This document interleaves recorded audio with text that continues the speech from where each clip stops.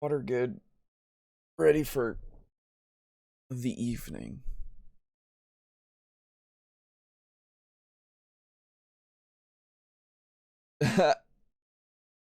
Hey, Timothy. Good job. You got first. Why, hello. Happy Turkey Week, I guess. Hello, Draco Kraken. Yes, happy Turkey Week. That's true. If, for the Americas. Wow. We got turkeys. Turkeys to eat soon.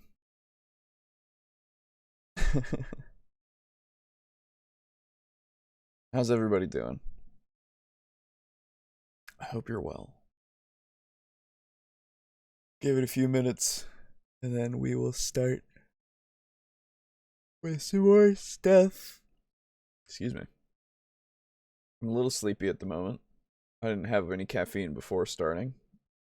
I should have brewed myself a coffee, but I gave myself a decaf because I figured, hey, maybe I shouldn't have coffee right now. It is like almost 9 at night, and I do have work tomorrow, technically as well. I'm good also. Yay, turkey. There you go. I actually don't like turkey that much. It's never cooked in a way that's not dry. I'm definitely more of a give me a ham for Thanksgiving. I'm cool with that. But turkey is usually just a disappointment to me. It's not like it's, horrible. It's just it's never cooked in a way that I like. Here I am going from watching an EFAP of the Boogie Dog to an EFAP of TRPGs. I was actually just watching that too. I'm a few where I got like a couple hours in. Has it been a couple hours? Yeah, it's been a couple hours. I was watching that straight up before I started the stream. So yeah. Hey, there you go. That's why I like the dark meat. Nice. Yes, exactly. Turkey burgers are great. I'm sure, like, if they're done in such a way that they're no longer, like, just turkey, that they're pretty good most of the time. But every time I have it on its own, turkey just kind of, it just falls flat, It's too fucking dry. But yeah, legitimately, I was watching the EFAP. I started watching the EFAP, before I started the stream, so it's funny. And I was like, oh man, this is gonna be great to listen to later. Because it's been pretty funny. Um, well, uh, hello out there, and welcome back to Table Talk, Discussion and Discourse. I, as always, am your host, Alejo, aka Great95, and it's just gonna be me and you today. Me and you. Just you. Don't worry. Aiden and Boo are doing Turkey Week things. They send their Thanksgivings, of course, but they will not be around this evening, unfortunately. What mashup are we making? Well, I'm glad you asked, Timothy. So, we, on the crew here, have thought about this a while before. Talked about it probably on the podcast once or twice. But it is something that we want to do in the future, for sure. And I figure, what's a better way to both catch up on comments, as well as do something a little productive, as going through and mashing up Cyberpunk Red with Vampire the Masquerade. Isn't that weird? Isn't that a weird idea? It's not that weird. Basically, having a Cyberpunk vampire game sounds fucking cool. And basically we wanted to, or at least what I hope to do, is kind of find a way to make it so that it has the best of both worlds, at least enough to make it so that it is noticeably both cyberpunk and vampire.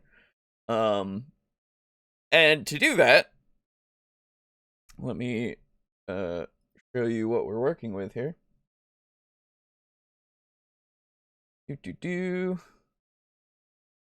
Wah! I have and own Cyberpunk Red as a PDF, as well as the Vampire the Masquerade core rulebook as a PDF. And so basically, we're gonna look through. We're gonna go from character creation. We're gonna think about some lore stuff. You know, like I don't think we'll do like there's just the one city in Cyberpunk. Well, I know there's technically not right. As far as I'm aware. To be fair, I'm not entirely sure, but I feel like it'll be closer to probably what the fuck is it? Shadowrun-ish, but without the straight up magic. Even though I know Vampire has straight up magic because of fuck, what is the actual thing in World of Darkness called? There is actual magic in Cyberpunk, or not Cyberpunk, Vampire. So, but yeah. Content-wise, they can fit. No clue on the mechanics side. Exactly. That's what we're going to find out here. Because Cyberpunk Red uses the same system. Wait, you can't see my cursor. Why can't you see my cursor? Uses the same system as, or the same dice a lot of the time as, there we go. As Vampire, right? You want to add Shadowrun lore bits? I remember a decent bit. I remember some of it too. Not a lot. So if we come to points that might work better to have like maybe some some Shadowrun-ish stuff in it, for sure. But we will see. But yeah. So anything, I'm glad that this is at least somewhat agreeable. So let's start with Cyberpunk. Let's start looking at a bit of stuff. Because we covered a long time ago the what was it called? The life path system, right? That's how you created your character in Cyberpunk. Now, why am I not seeing the life path system here? Am I okay? Well, let's just start going through, I suppose.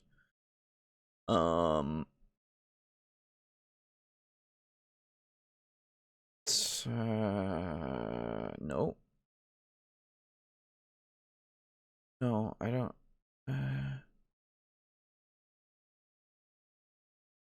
I thought this would be a little easier to find the system, the life path system immediately. But no, of course not. Okay, here we go. So these are roles? Right, roles. But I thought, and I remember specifically, here we go. Right? Yeah, 3 methods of making a character. Okay, cool. Madness of Armok descends on the world in joyous fury. Hell yeah. Hello, Lux. Welcome. So we have 3 ways to generate the character. We have the street rat templates, the edge runners, fast and dirty, and the complete package calculated. I'm assuming we're gonna want to go by the calculated package here. Exactly the way you want. Yes. Okay. Complete package. Okay. Page 29 to see the roles. You set your roles abilities. Role ability to 4. More about the role abilities there. Then your life path is on the next page. Okay. Buy your stats. How do you buy stats? Interesting. Okay, we'll have to look at that as well. Because I know how to do Vampire way better than I do Cyberpunk. Let me get us to the generation. No, it is, I think it was like 140 something was the quick one that we could look at. Yeah, character creation. And then here we go. Okay, 136. Yes. So very easy to make a character in Vampire. I can go through that real quick, and I think I did go through that in the Vampire video that we did. Or I think so. And maybe I don't actually remember at this point, but it's pretty simple. You get skill distributions and such. You pick what type of predator you can do. Now, basically, I'm wondering if... because these all have roles, and that's a whole different thing. So I suppose let's go and look at role abilities and see what this does. Starting character solid, the role ability at rank 4, unless GM allows you to start at higher rank. Right. I forgot what page I was on before. Fans, GM determines. Okay, so these are just things that you'll be able to do as this certain type. Oh, this will be weird, because we could cross both having a, like, character quote-unquote class.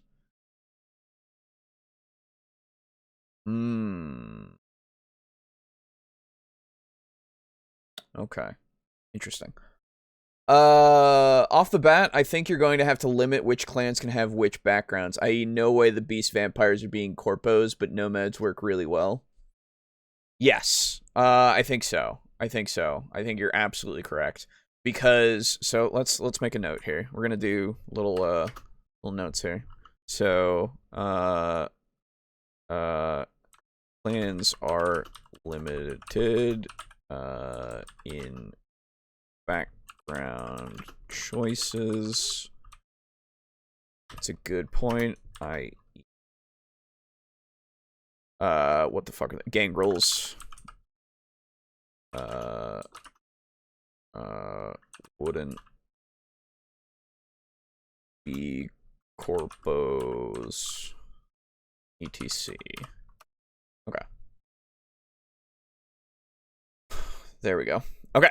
So, good idea there, because, and I'm up for whatever ideas, absolutely. If we think that they'll work, we can talk about it. I bet the What We Do in the Shadows crew would like Cyberpunk. Oh yeah, of course. By the way, I watched through all of what was available of What We Do in the Shadows, the series, and it's also pretty funny. Liked it. Okay. So, here's the thing as well, because I also have to open up a different book for Vampire. Because there is also the the player's guide. Some of these are not put in a way that I can read them well.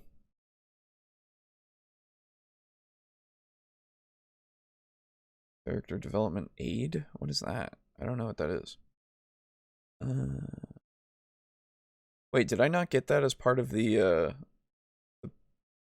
Oh, is it this one? No, it is not the companion. That's the core rulebook. That's the quick start. That's the fillable character sheet. Camarilla Anarch. Did that not come with... Well, that's annoying. I thought it did. What is this character development aid? Oh, it's just to ask questions about your character thing. Okay. Well, I guess it's not too weird just yet to not have that. Okay, never mind. Matt Berry as Laszlo is awesome. Yes, Laszlo is hilarious. All of them have their own unique appeals. Absolutely. So the thing that I actually do want to look at, and this was at like what 43 it was, right? Gosh, I hate new Acrobat. Hell yeah. Okay.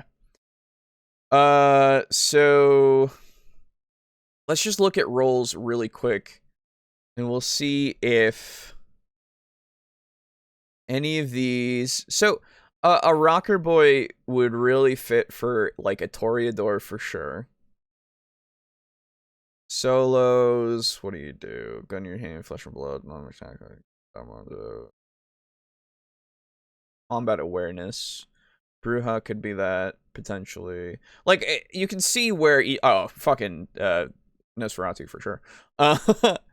And this could also be Nosferatu. It could be... They could work for... So, any of these roles could be for any vampire, for sure. Just really depends on what you want.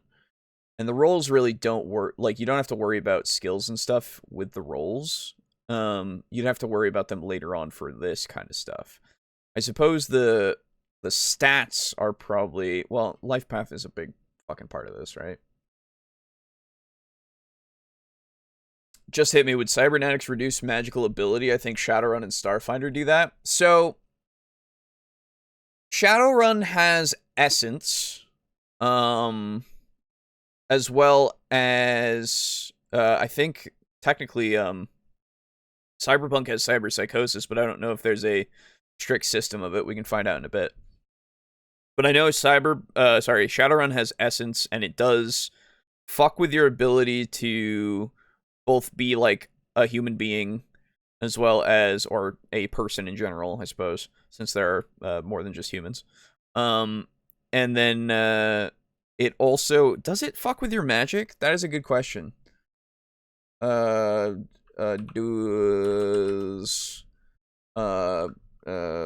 cyberware fuck with magic?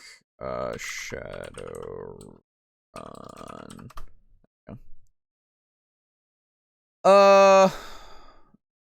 Let's find out. Removing magic from Shadowrun. Oh, that's crazy. Thanks. First mage, Shadowrun, I wonder. Being mage. LOS, but it says cyber eyes kind of pretty much extend the range of the spell.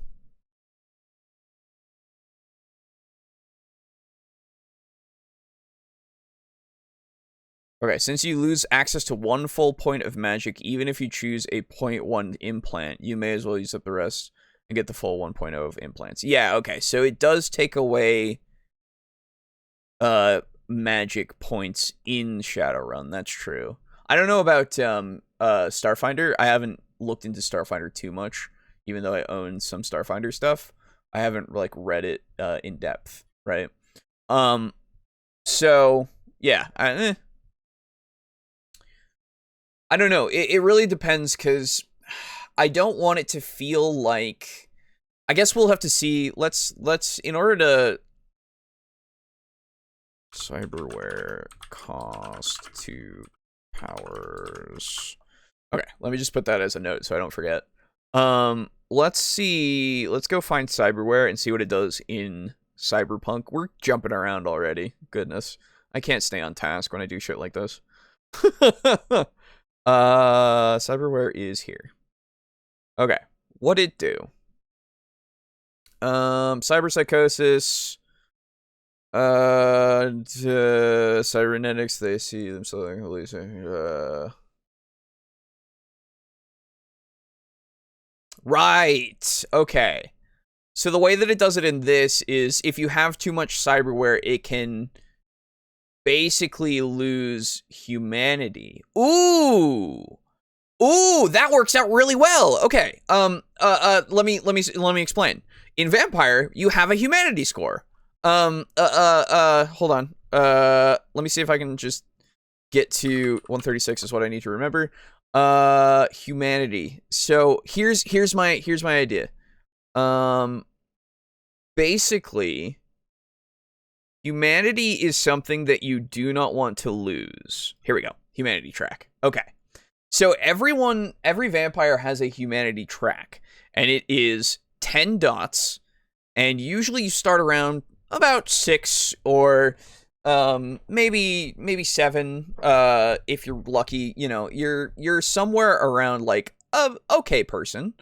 Here we go. Yeah. So 6 I think is the one that you start as like a neonate. And what I think it should do, and tell me if I'm incredibly wrong in this idea, but what I think it should do is if you get too much cyberware, it can take away one of your humanity slots. Okay?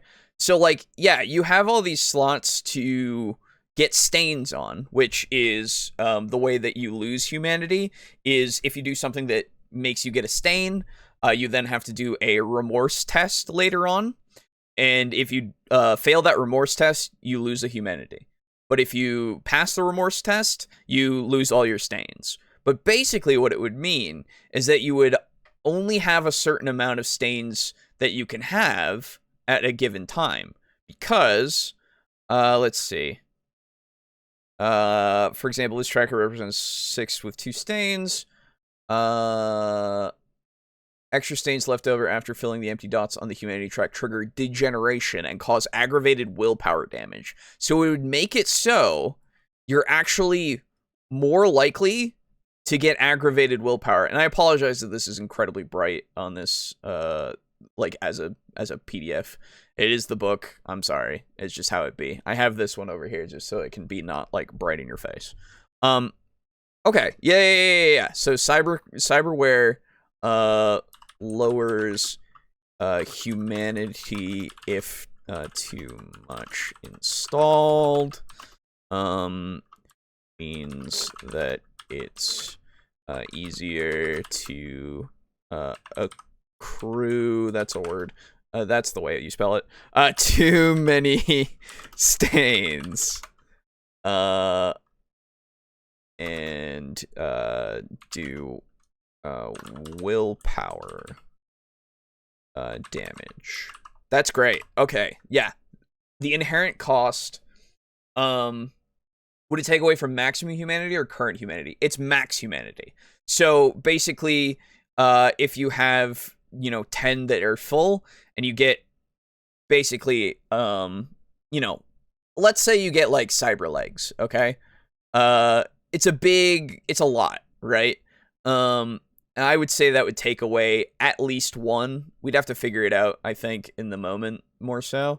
But it would take away one square. And basically, if you had 6 humanity, you could only get 3 stains before you could start accruing willpower damage. And if you keep getting if you keep getting cyberware, you get less and less, but that means it's way easier for you to do damage to yourself.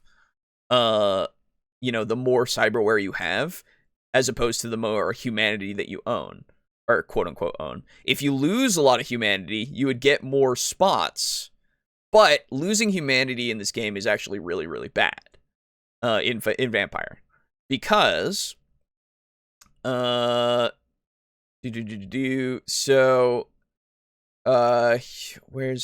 that's that. Yeah.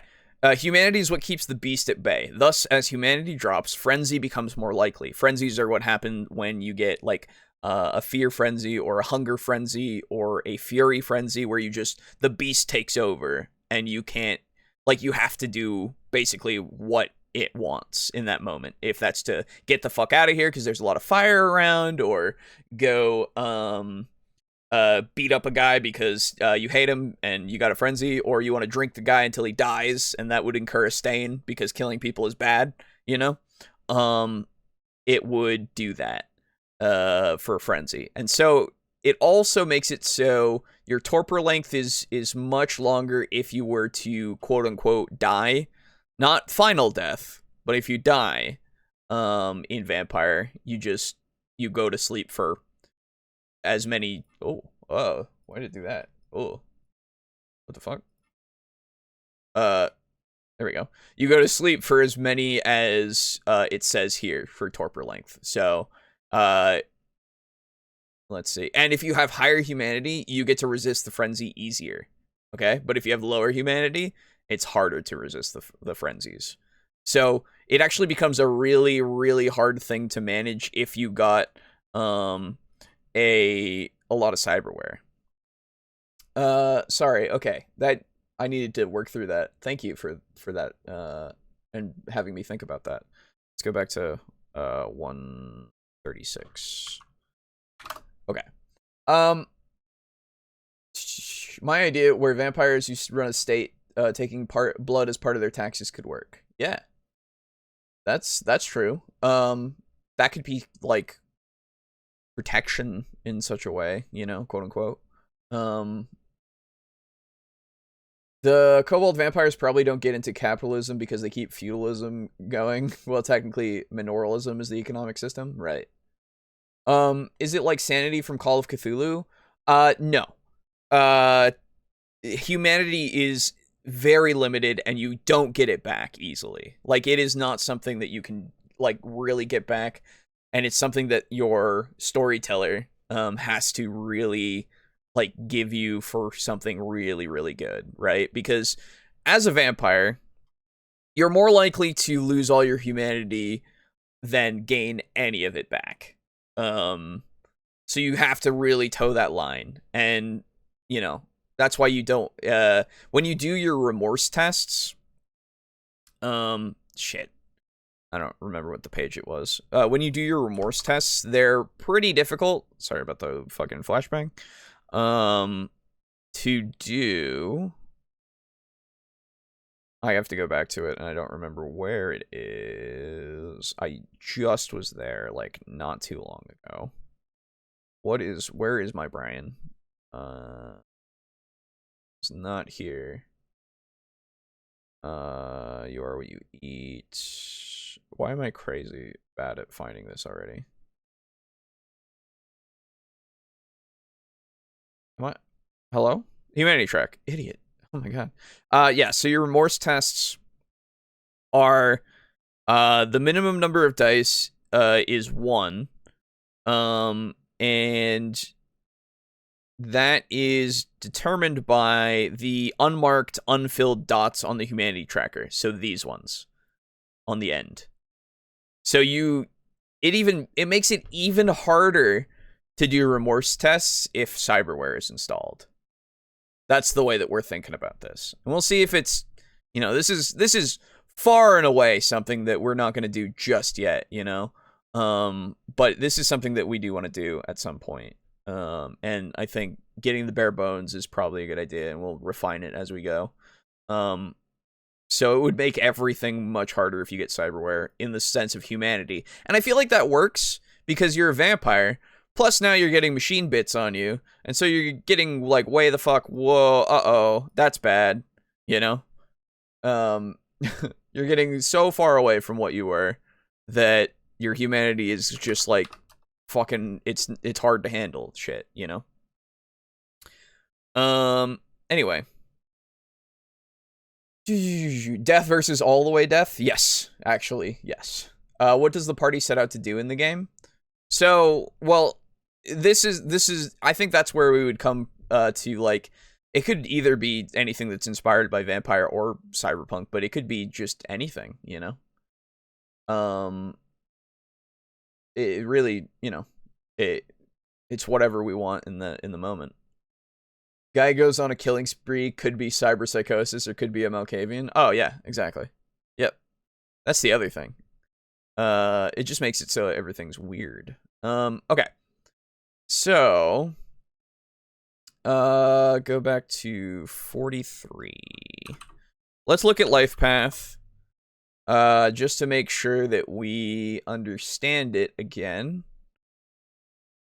We have these cultural origins things, so this is just choose where you want to be from. That's fine. There's nothing we need to change there. We don't really need that.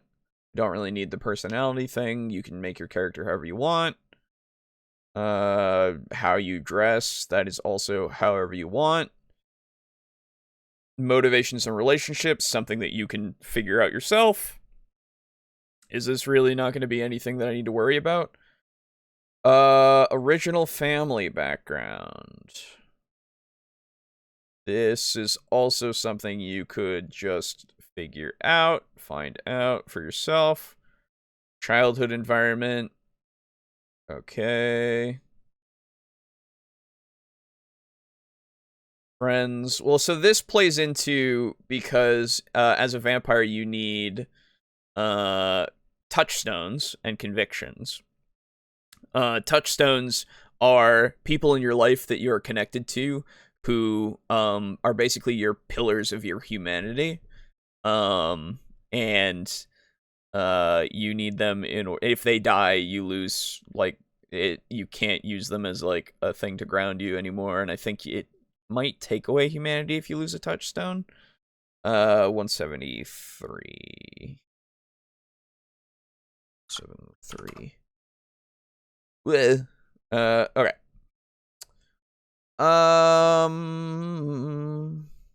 Yeah, they're a mechanical support for humanity. So 239 to go see that again. But it's also just good for roleplay just to have those people. Yeah, here we go.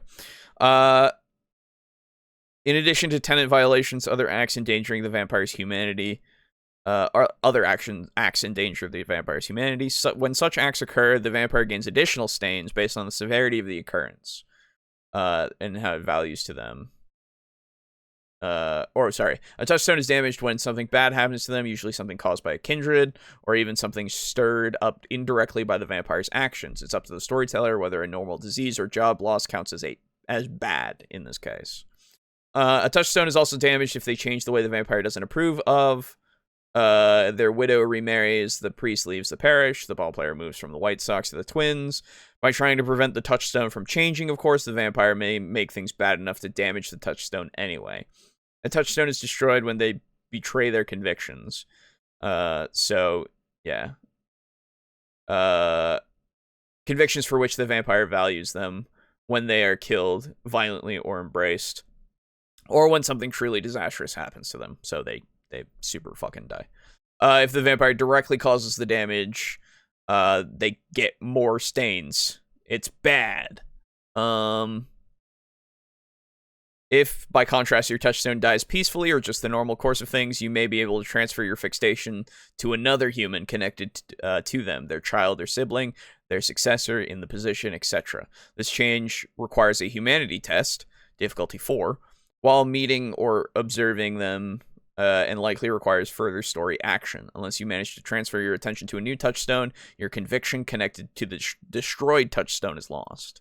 And your convictions, if I recall correctly, are what you are trying to uphold as a human, right? So basically, as it has here, like, some examples are thou shalt not kill, love thy neighbor as thyself. You got some stuff from, like, the Bible, as well as never do drugs, my country, right or wrong, reject wealth for it corrupts. Like, some of this stuff could be like, oh, my old sergeant for my country, right or wrong. My old sergeant is my touchstone, and that's he represents my country, right or wrong, basically. So if my old army sergeant, dies, well, I guess I fucking don't care about that anymore, really.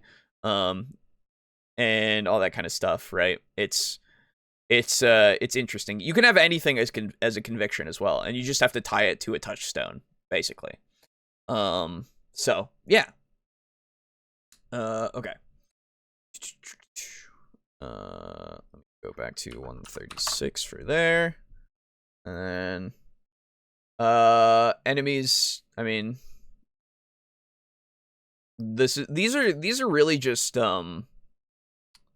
background stuff that don't necessarily require too much in terms of, like, rolling things out or anything. So this doesn't seem to be too necessary at this point. How about a group of vampires who wake up in a cyberpunk place like fish out of water, and every player is from a different time?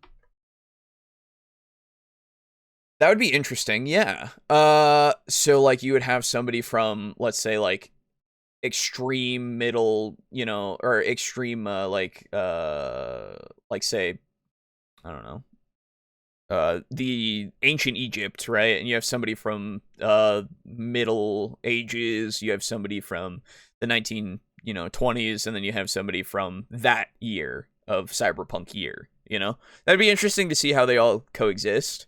Something like that for sure. White Sox to the Twins. What? Did I miss something? But yeah, that'd be interesting. The only problem is, I don't know. Well, you could contrive it, I suppose, but I don't know. Sweet Revenge. Right. Okay, that's okay.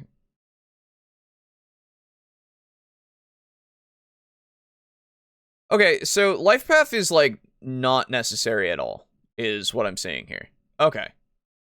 This is literally just for... Oh, here we go. This one helps with, like, A language skill. Okay. Ah, okay, so that one actually gives you something. This doesn't matter. Hairstyle, you can do whatever you want.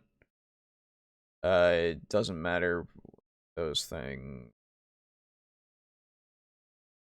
Okay, mechanically, the only thing that really matters is this one. But at the same time, I think we can cover that in skills for here.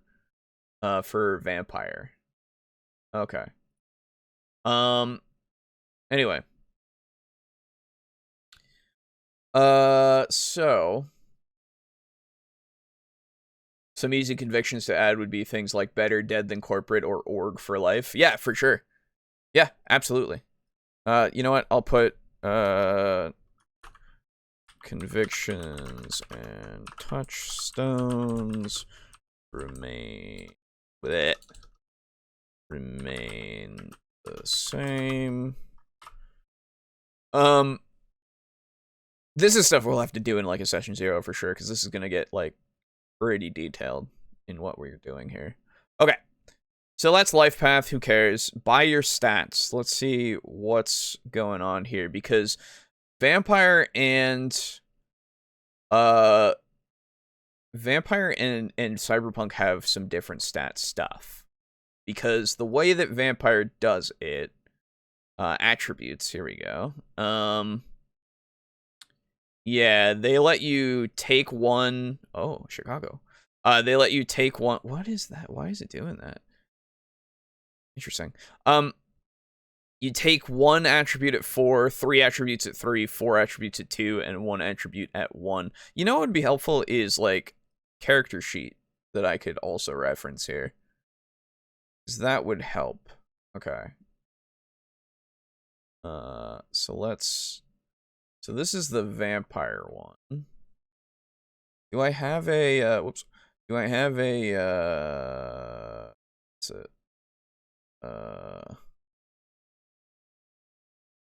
Cyberpunk one? Yes. Awesome. Okay.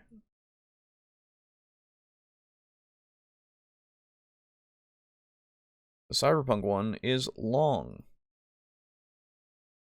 I see. Okay.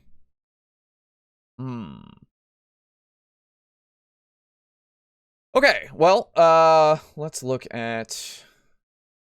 You read something in the book that said White Sox to the Twins, or at least that's what I heard. Oh, I don't remember. Might have. I actually, I have no idea. So...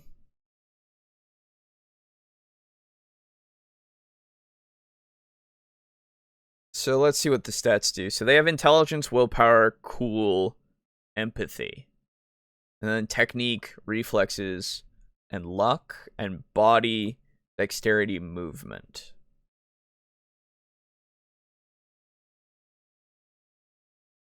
Okay. And these are roll your stats. Oh, God. Roll by roll. Complete package. Okay, here we go. Ah, this one uses points. Okay. Now, here's the difference that we have already that might make this a little more difficult. Whoops. Vampire uses dots of, like, pools of things to go for, right? And it can max out at 5 per pool, because you usually go up to 5, or you can have bonus die as well, but maximum 10 potentially in a skill, without any bonuses, right? That's including the disciplines as well. So, like, you know, oh my goodness, I have 4 dots in strength, you know, and then, whoa, 3 dots in manipulation, 3 dots in stamina, I get 1 more 3 in wits, and then I think it's 2 and 1, right? Something like that. How's... 4 at 2 and 1 at 1. Okay. 2, 2, 1, 2, 2. Okay. So that's how a vampire's attributes would work. But over here, we have, let me just see exactly how this says this works. On average, you should be able to put at least 6 in each stat with a couple of points left over. Fine-tuning these numbers is fun in the complete package option. Right. Minor supporting character, minor hero, major hero. Okay. So 62 would be what you would have. And then hit points and humanity to... Oh, never mind. Hit points are body and will. Interesting. Okay. So what's the max that you can have in a stat?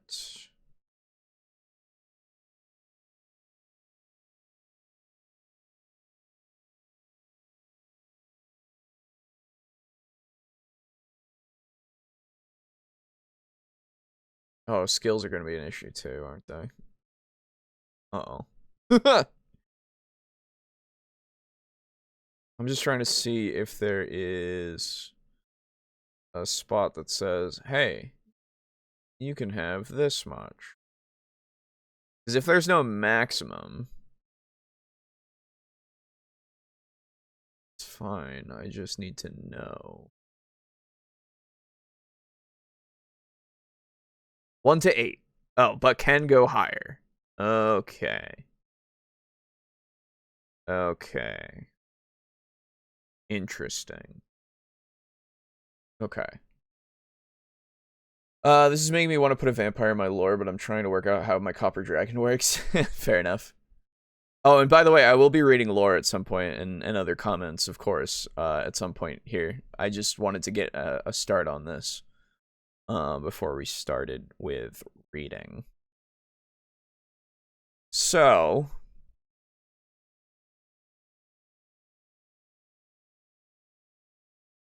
Interesting.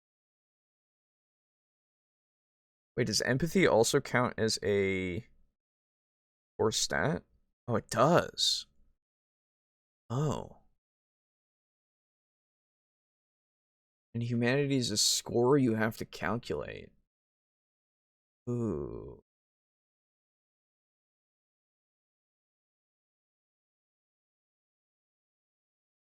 You lose humanity points, you'll sometimes have your lower EMP statistic. This happens every time the tens place of your human value is lowered. For instance, oh, well, this works out well. Oh my god, why does it do that? This works out really well because there's 10 spots. Didn't mean to underline that. So, okay. Interesting. Okay. How do you... Every point of empathy the character has, they gain 10 points of humanity. For example, a character who starts with 5 empathy would have 50 humanity. Once again, here's a handy table. Okay. Okay.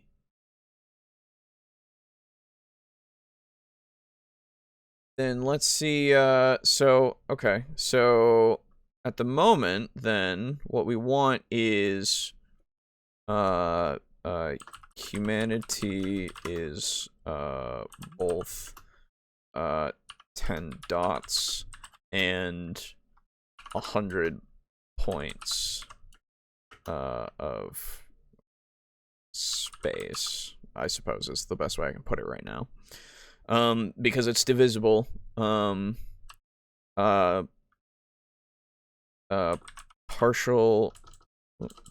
so that's a period, partial losses, don't lose the dot,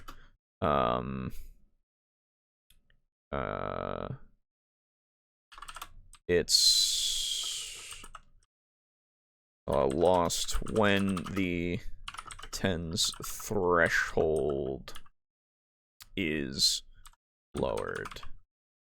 So, i.e.,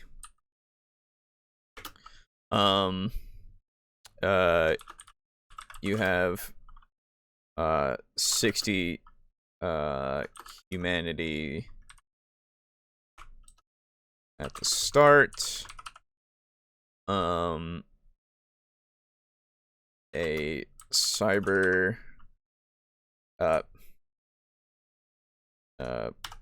6 dots. A cyberware costs 0.4. Actually, we'll say 64. 63, just for the example, right? That would equate to 6 dots. Cyberware costs 0.4. Leaving, or sorry, not 0.4. Jesus. 4 points. Leaving, or, yeah. Meaning 59 points remain. 5 dots. So if it took another 4 points, it wouldn't take away that humanity slot bit necessarily. Actually, oh. No, that's not, yeah. Available dots. Ugh. There's no way that I can do this in a good way. To like illustrate it.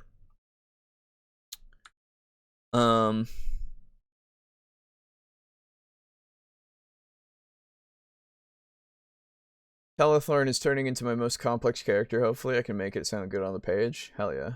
I don't see a way to fit a vampire into my lore, but with all the politics, it's basically the same as having a vampire. Yes. Political things are vampires' forte a lot of the time. Okay. So basically,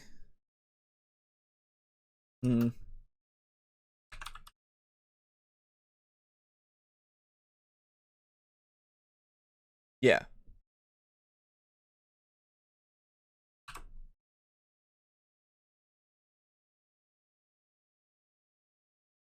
Okay.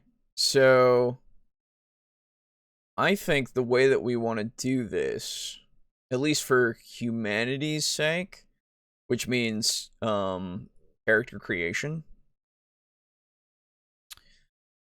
is your empathy is going to be your starting yeah. Empathy equals starting humanity as vampire. So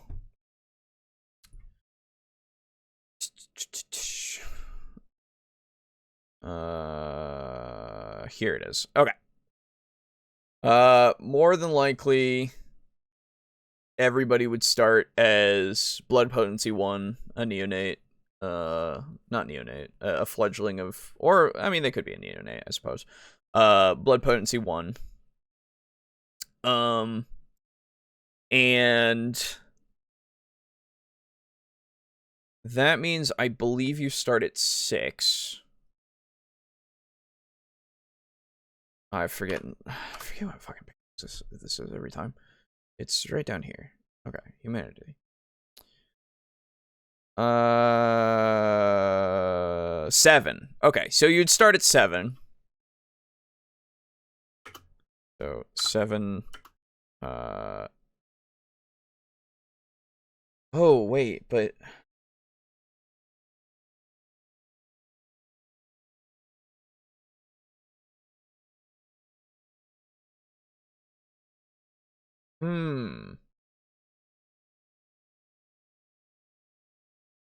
So the problem that I've just thought of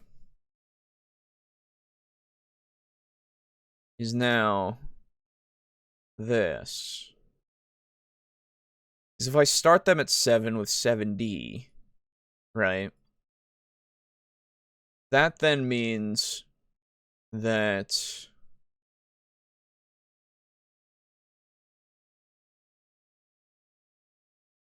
they could only be up to 70 in their skill, which is not necessarily a problem.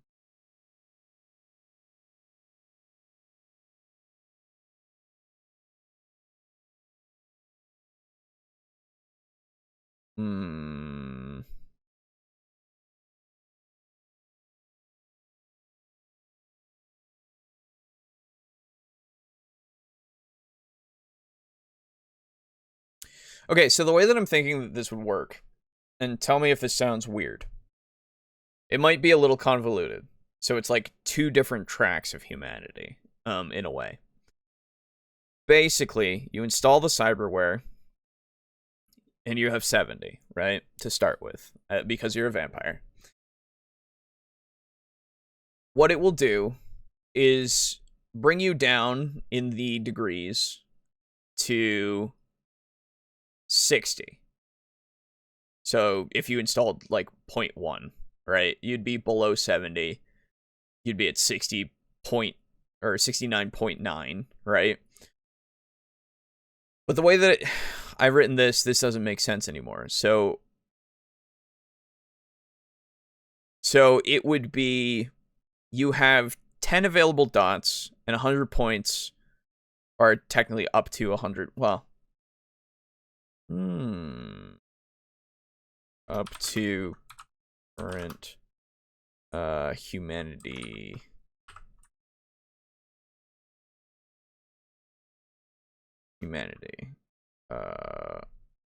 Or sorry, empathy?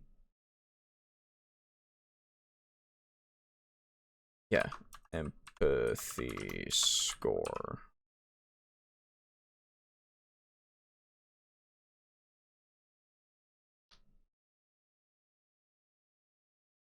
So, it would still work the same way.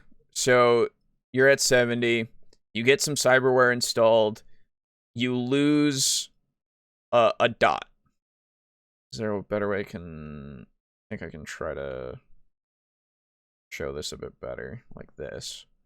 So, let's say, where's my humanity? It's down here. So, I have 7 humanity. That's what that means down here. Basically, it would make it so you had to X out this box, because now you only have 9 slots that you can use for humanity that way. And it could then bring your score down to that 69.9. So you have 2 different ways that you could, like, seriously fuck yourself over. But you'd be way more likely to... Well, you'd be really likely either way. Is that too much? I think it should take away some of the ability to have more humanity, as well as make it easier for you to accrue that kind of damage. But at the same time, if you get a bunch of cyberware right off the bat, I mean, I guess that's your choice, right? Minimum 1. And in order to get more humanity die to use when you have a stain, then you would have to lose humanity, because this one would still technically be filled as like a one that you have, so you're still up at 7, but once you lose it, it's gone. I didn't realize I could do 2 markings. That's nice. That would be a stain. This would be, I have humanity. Okay, that makes sense. Good design.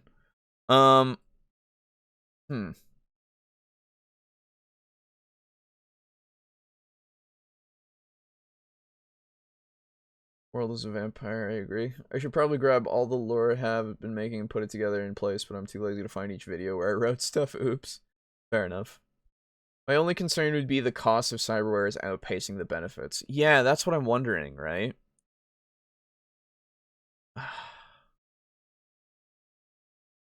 Actually, it just occurred to me, if you get too much cyberware, will you turn into a vampire? No. No, no, no, no. You'll just become a cyber psycho. Which is worse. Way the fuck worse. Especially when a vast majority of people in Cyberpunk have some level of street cyberware. Yeah, that's true.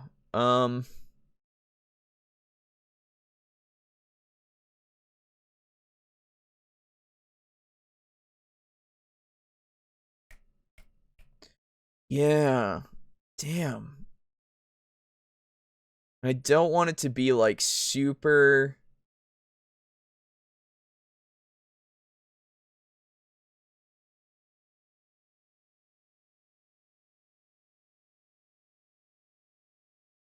Because I want them to be able to get cyberware and like want to get cyberware. Let's see how bad, like how much it costs humanity wise. I guess that's what I need to look at in order to um worry about it. Therapy? Wow.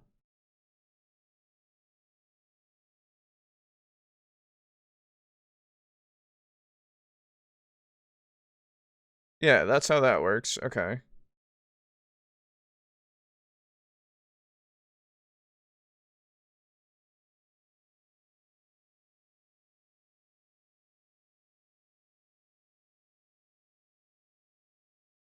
Mm-hmm.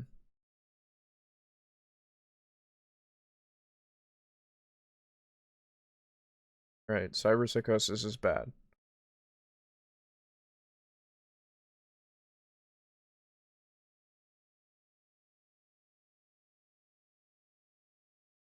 Yeah, you become a psychopath. Hell, a cyberpsychotic vampire would be really bad. For everyone around. But, well, that didn't tell me fucking anything that I... Okay, it was like 100, right? 100 and something? 109? Yeah, there it is. People whose part of themselves were born without parts of the option by medical grade cyberware. No humanity cost. That's a thing.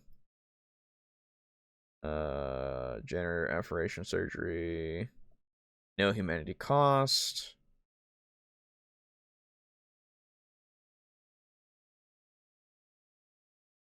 Yeah, okay. They could get stuff that's like, yeah, okay, it still might work.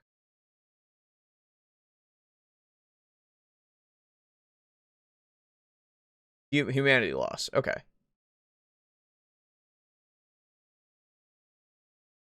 No, I think this might still work. Because it's actually quite small, the humanity loss.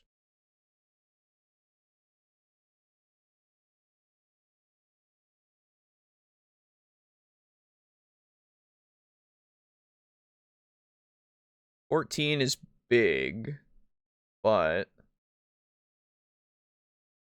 that is because it's a whole fucking shoulder. That would be two losses to your humanity track.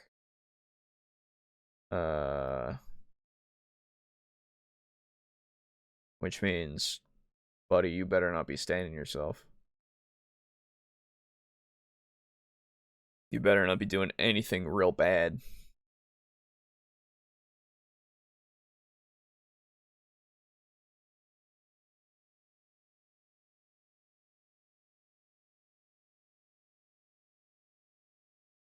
Plus, what would it be?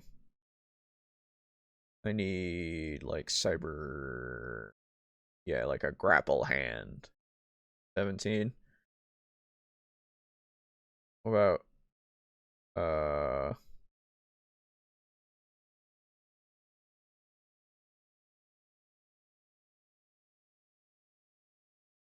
No, I want, like... Yeah, cyber arms.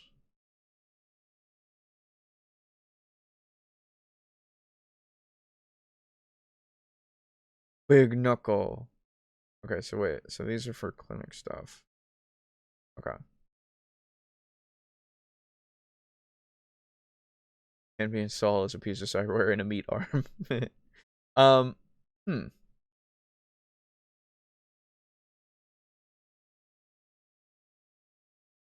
Oh, a vampire. Oh, I get it. Maybe an implant that blocks your B side? No, I wouldn't allow that. There'd be stuff that could maybe uh maybe enhance it, like in the sense of enhance powers and stuff potentially, but I don't know about ever giving them something that makes it so they can't, because that's the part of vampire that you have to deal with, right? It's you always have the beast inside. There is no escaping the beast. You can't just make it go away, you know? Um, does the cyber list have a load rating? Well, it has the humanity costs. That's about it.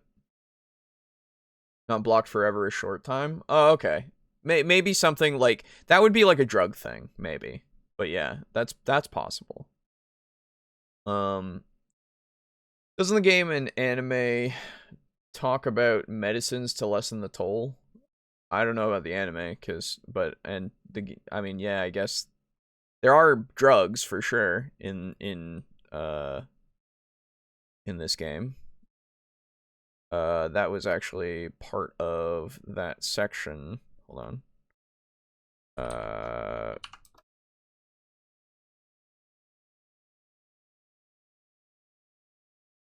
There we go. Here and then go.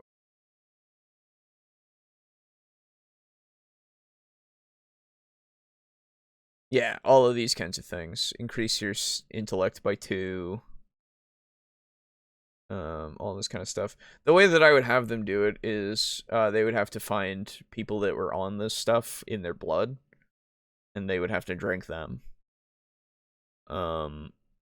Because that's how vamps get medicinal effects or diseases or all that kind of stuff. They have to drink their blood when they're on a thing. Oh.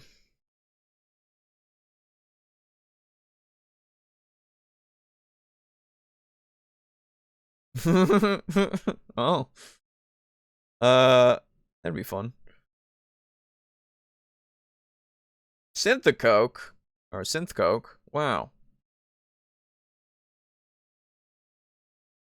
The user's ref? What is ref? Oh, reflexes. Increased by 1 point. This can raise your reflex above 8. In addition, they're prone to paranoid ideation. Yep. Yeah, so none of them, like, do anything that are, if the user wasn't addicted to Synthcoke, they are now! Hell yeah, there you go. Literally, if you use any of these. Oh, here we go. Black Lace. User takes 2d6 humanity loss upon taking a dose, which is returned if the user isn't affected by Black Lace's secondary effect. If the user wasn't already addicted, they are now. Oh, wait. For the duration of the primary effect, the user ignores the effects of the seriously wounded wound state. Yeah, wound states would be a problem in Vampire, I think. Or a Vampire one. Yeah. So, what coke? Synth coke. So you can still take drugs, but none of them do anything for you, really, except for this one that would take like some of your wounded effect. But none of them would like make it so that the effect of your cyberware is better or anything, you know? That would just be medicine in general, I think.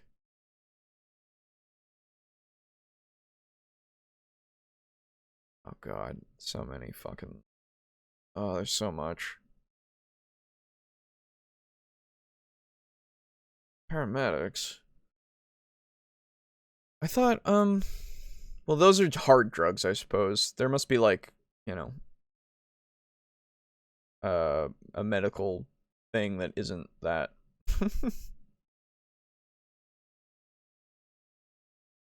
Oh, now we're going towards like net shit. Oh my god. Do drugs even work on vampires? Yes, if they drink the blood of somebody who is on drugs. If they drink, I believe it's even in here. Sometimes it's something that some vampires are addicted to drugs, and that means they need to drink the blood of people that are on those drugs. I believe if I go in here, where's your index? There you are. Drugs? Dragons, bro.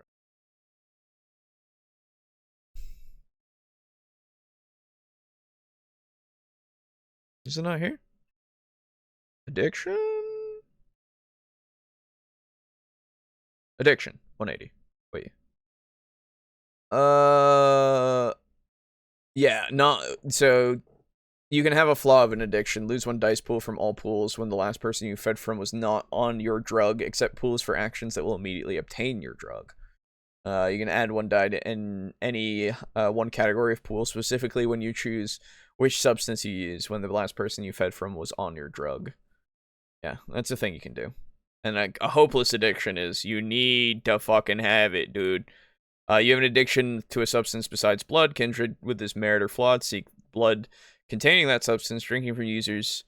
Addiction to a specific sort of blood or refusing to drink blood containing a given substance. Both count as a prey exclusion. For the effective substances consumed in consumed blood, which would be here we go. Wait. Oh, those are those. Man, it said 181. Oh, that's page 310. There we go. Yep.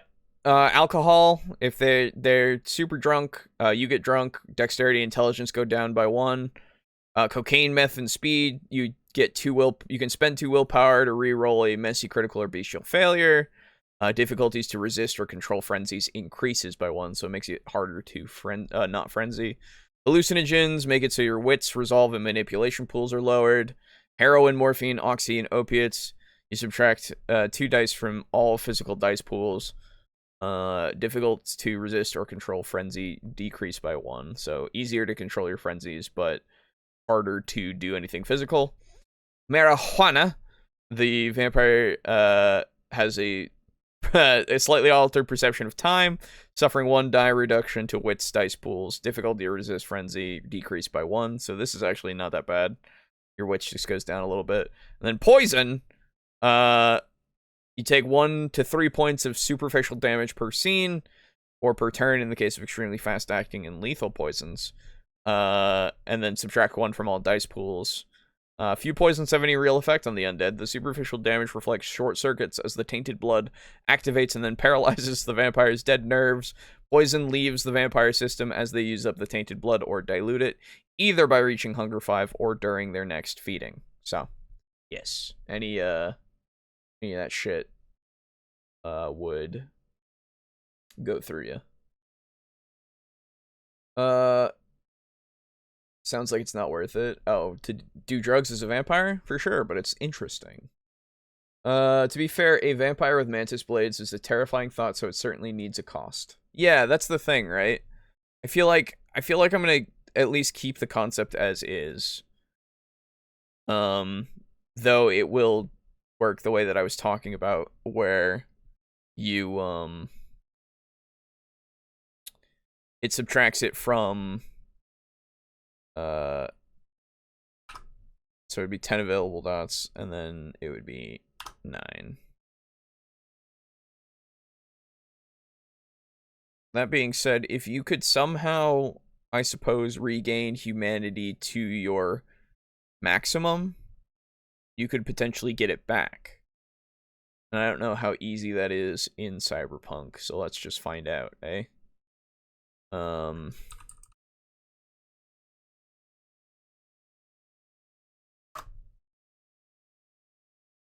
Therapeutic options.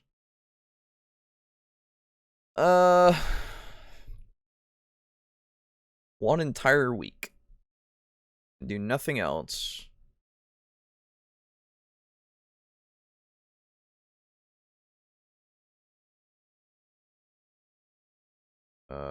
What is it?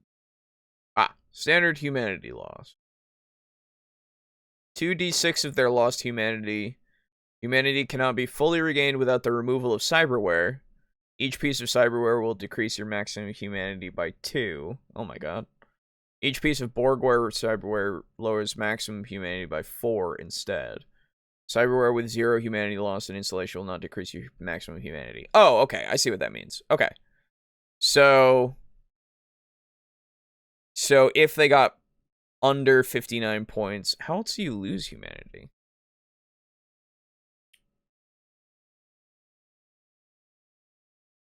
Like, in this system. Because if there's another way, then I need to know. Why is it not under H?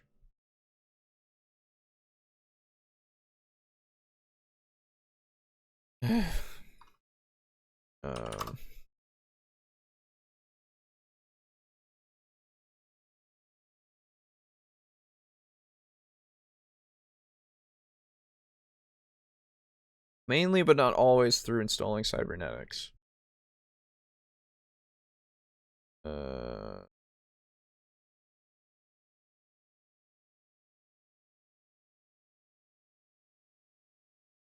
Okay. Well, it doesn't tell me. Okay, so I might just keep it as just cybernetics. Okay.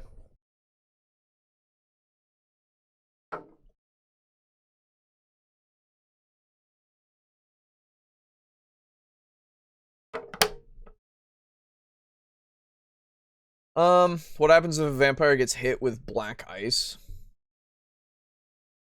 Black ice.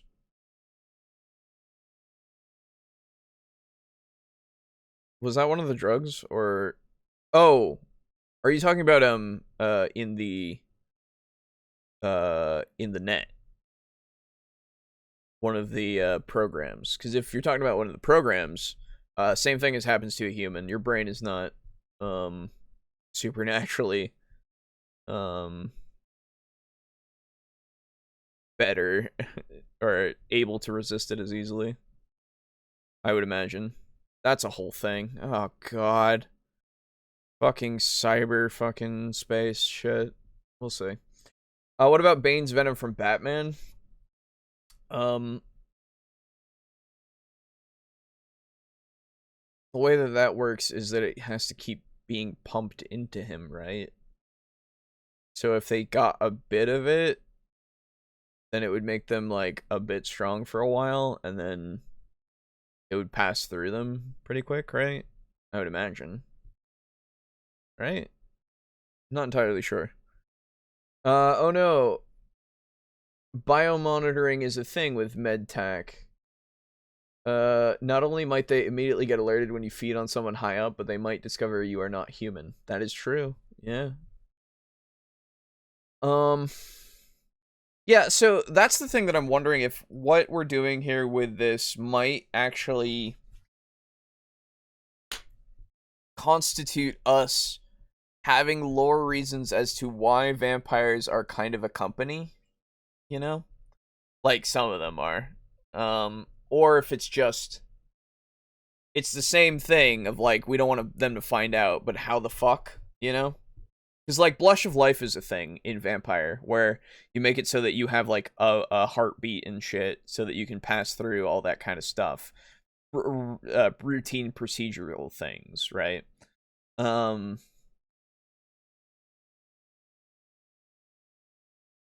At the same time, might just want to hand wave that a little bit because it might be a little too much to worry about. Of just like, you still have the Blush of Life thing that you got to do and all that shit, right? Can infrared scans pick up vampires? They're not warm. Good point. You can be warm if you use Blush of Life. You'd be colder, but you would be warm enough.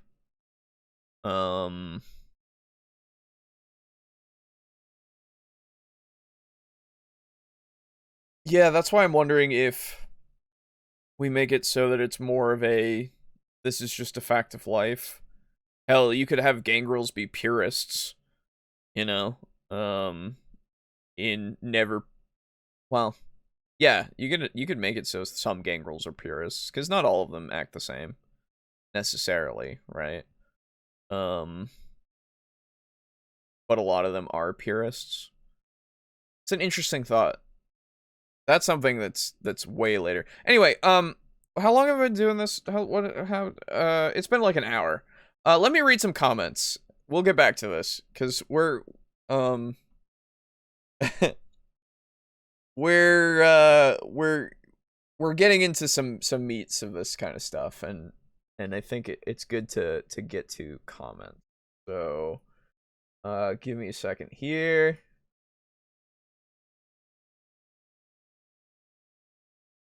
There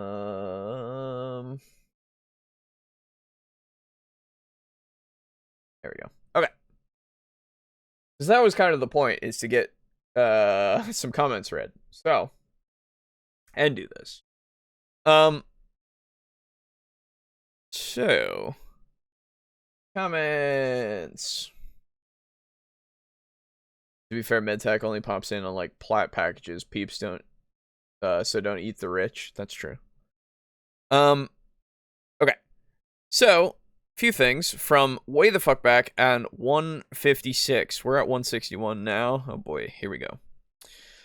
Timothy says, hello bros. Well, that video was nice this time. Anyways, lore powers go. The Log of Alabaster, my second entry, 1. Oh, May 2nd, entry 1, sorry.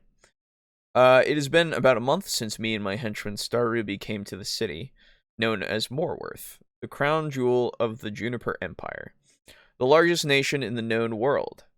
I had no choice but to learn that being stuck here, as I am waiting for my my 2 times great-grandfather to return from a trip doing work for the IMO.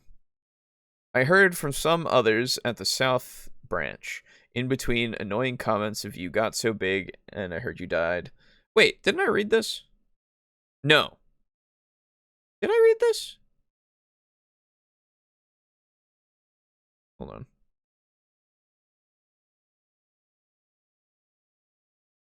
Yes, I did.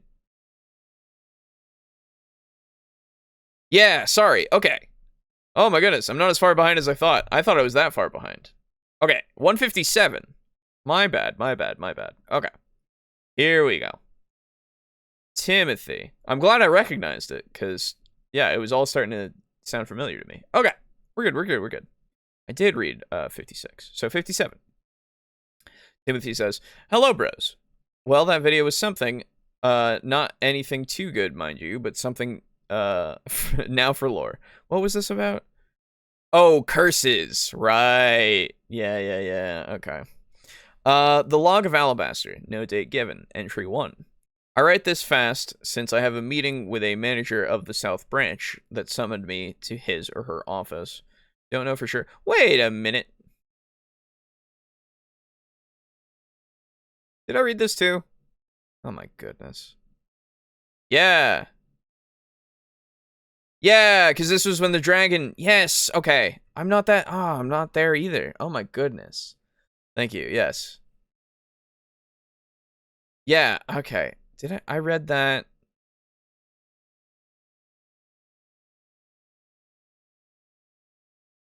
Goodness. I'm so sorry. I thought I hadn't read... Did I read this one from Unit Rico? Hold on. I swear I looked at one of our old videos. let me just make sure. I'll make it so that it's quiet, so we're not just listening to me listening to us saying words, because that would just get confusing. So if that's the case, then I should, at the end of 158, I should have read 57s, right? Yeah, I did. Oh my god. I'm so dumb. I'm sorry. Yeah, I fucking looked at this too.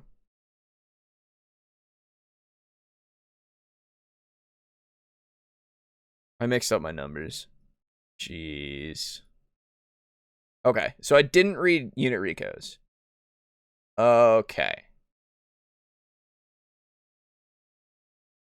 So I'm not as far behind as I thought. Okay. That's cool. 58, 12.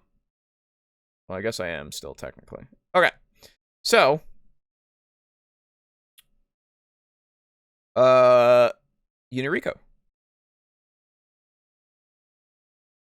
Oh, sorry. Black Ice is the security program that kills you, if I recall correctly. So the question would be, does it perma-kill you or just torpor you? Good question. We'll have to look at it. That is an interesting thought, though. That is an interesting thought.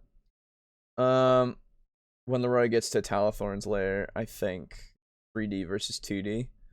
Yeah, this whole thing. Yeah. Okay, so that'll be the next. Okay, so this is from Unit Rico on 157. I feel leaning more into the feelings of greed and power aspects that often happen alongside these curses could be an interesting way of making curses less trivial. At the risk of sounding morbid, here in the Netherlands, we have pretty liberal euthanasia laws, especially for those with terminal illnesses who are in constant pain. The problem comes in with patients suffering from dementia who are in early stages of the disease, express their desire to be euthanized once the disease gets worse, sometimes even signing written contracts.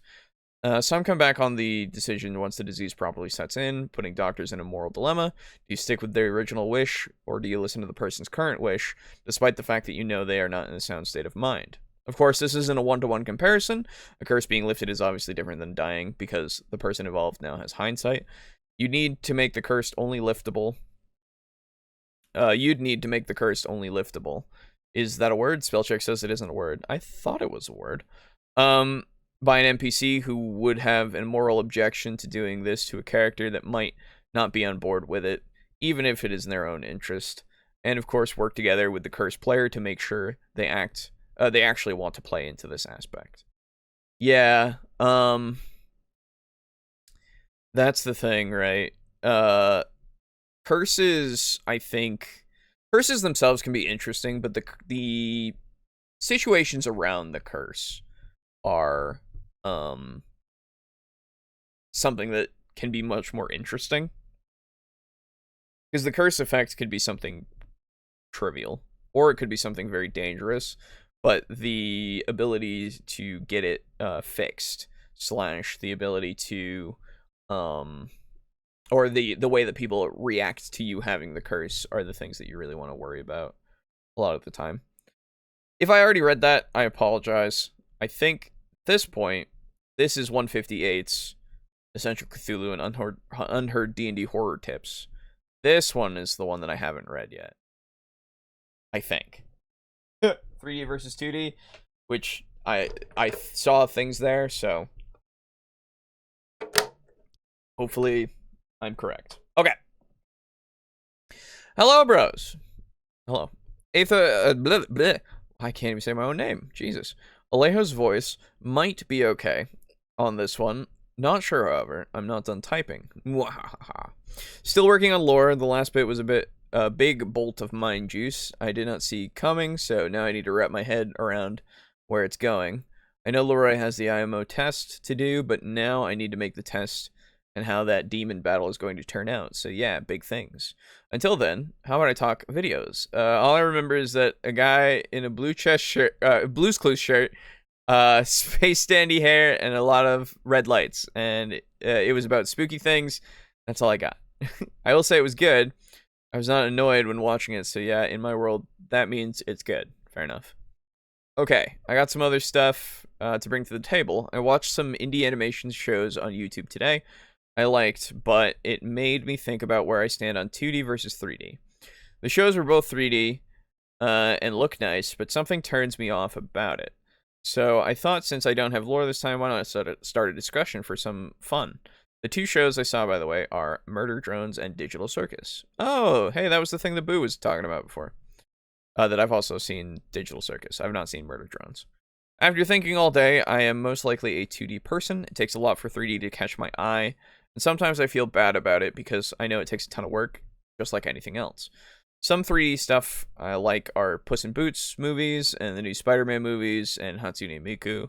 I think one of the things that get to is 3D seems too light and floaty. That's what it looks like in Arcane, but that might be a me thing. So I pass the ball to everyone else. 2D versus 3D. What's going on in your brain? I felt the need to say my piece on this. Hopefully it was fun to hear me ramble. Oh yeah, that other Cthulhu video was fun too, and the best one. Have a nice day. Side note, I guess my comment was long after all. Oops. It's fine. Quick typing fix at one point. Near the bottom it should be. I think one of those things that gets to me is 3D. Press send before I saw my bad. Damn, typing curse does not sound right either. Ugh. One more time with feeling. I think that's what gets to me about 3D. Seems to, and so forth. Okay, better. Sorry for that. Oh, brain. What am I going to do with you? Exit stage right. Whoop. Fair enough. Okay. So here's my stance on 2D versus 3D stuff. I like both a lot. I have a appreciation for both, as, you know, as many people have grown up with both, as, you know, their sources of entertainment.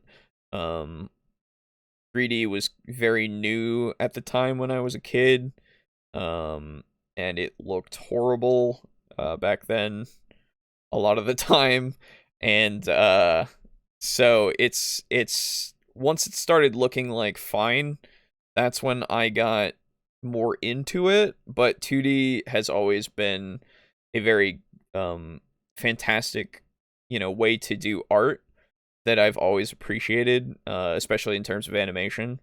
And it angers me to no end that 2D was being phased out because of artificial reasons that studios were doing. Of like, oh, look, and specifically I'm talking about Disney, of course. They go, oh, look, Princess and the Frog, this was 2D, and it failed more than the other ones because we also had, like, 6 other things that were released that were not that 2D animation. So really, 2D is dying. And then you have people like fucking Jon Favreau who's like, 3D, 2D is not something that appeals to children anymore. And it's like, Jesus Christ, it's timeless, shut the fuck up, what are you doing? Now, that being said, from the clips that I've seen of Arcane, and I still haven't watched that show, and please don't tell me anything about it, because I will watch it someday, and I really don't want it ever spoiled for me at all. I thought that what it looked like was a mix of 2D and 3D. I have my eyes closed while I think about this, because I'm kind of visualizing what I'm thinking of. And it looked really good, but then again, those were clips, and none of them were like action clips. They were just like little clips of like, oh, this is like a frame or two, you know? So I can't really say if it is just you in the it looking too light and bouncy, but literally everyone that I know and everyone that I don't know who talks about Arcane is like super crazy about the art style. So might be just a you thing just from popular perception, but then again, I don't know. And what was the other thing? Stuff like Digital Circus. We were talking about it with Boo that one time, and basically, I personally, for that at least, it was more just the tone and it not being as over the top as I thought it was going to be. And so it was less appealing to me for that aspect, though I will say that all of the animation and stuff is very good for an independent studio, and it should be super recognized in that way. And it is good. But is it phenomenal? I don't think so. Astartes, if you can find, the old Astartes clips, not clips. What the fuck were you, episodes, I suppose. Because they're re-uploaded somewhere. I know they are, because the Astartes channel is dead and gone, and sadness abounds for me because of that. But stuff like that, like, looks really good and feels weighty and everything. So I really think it just depends on the studio that's doing it, because a lot of movies and stuff do visual effects and all that kind of stuff, and they do them very poorly, aka like, or even when they've done it really well, aka like, a lot of the Marvel movies in the old times, the before times, were pretty good. Fucking Pixar's animations, like WALL-E is one of my favorite movies, animated movies, and it's all 3D. And I think it works really, really well. But like something like Black Panther, when you see it's like 3D visual effects, is fucking awful. And a lot of the newer ones are pretty fucking awful. But like the newer Spider-Man, what is it? Across the Spider-Verse, and the other one. What was the one that was before that? I can't remember what it's called, and it's one of my favorite animated fucking films. Anyway, the Spider-Verse, the first one. Good one. Really good. I haven't watched the second one. I will at some point, but I'm in no rush. For some reason. I don't know why. But that also, like, is really fucking good, so it really just depends. I hope that answered. Now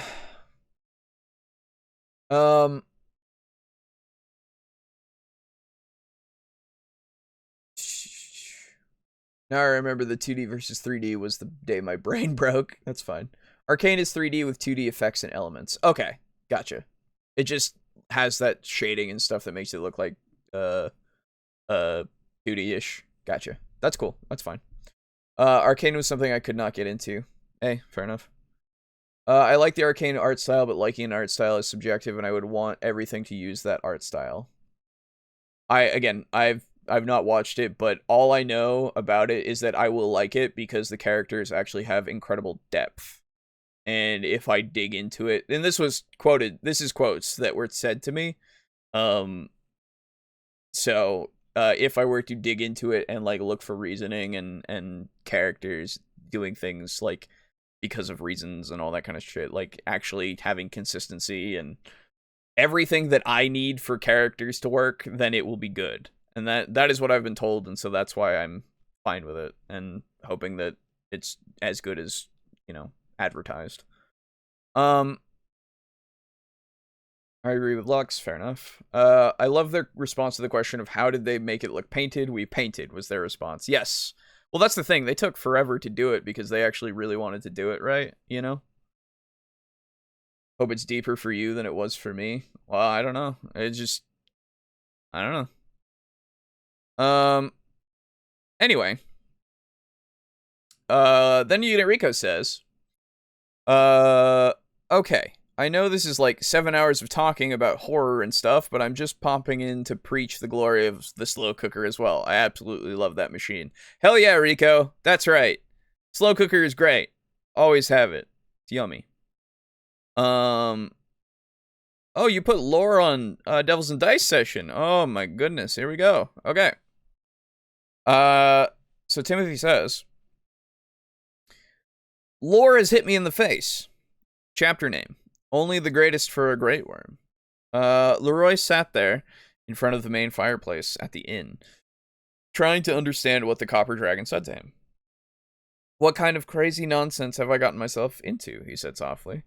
Demons, liches, a kingdom broken past repair, he thought back to when the owner of the trading house died. Oh, he thought back to when the owner of the trading house died and left it to his brother.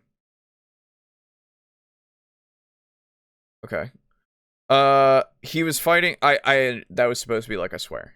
I assume, right?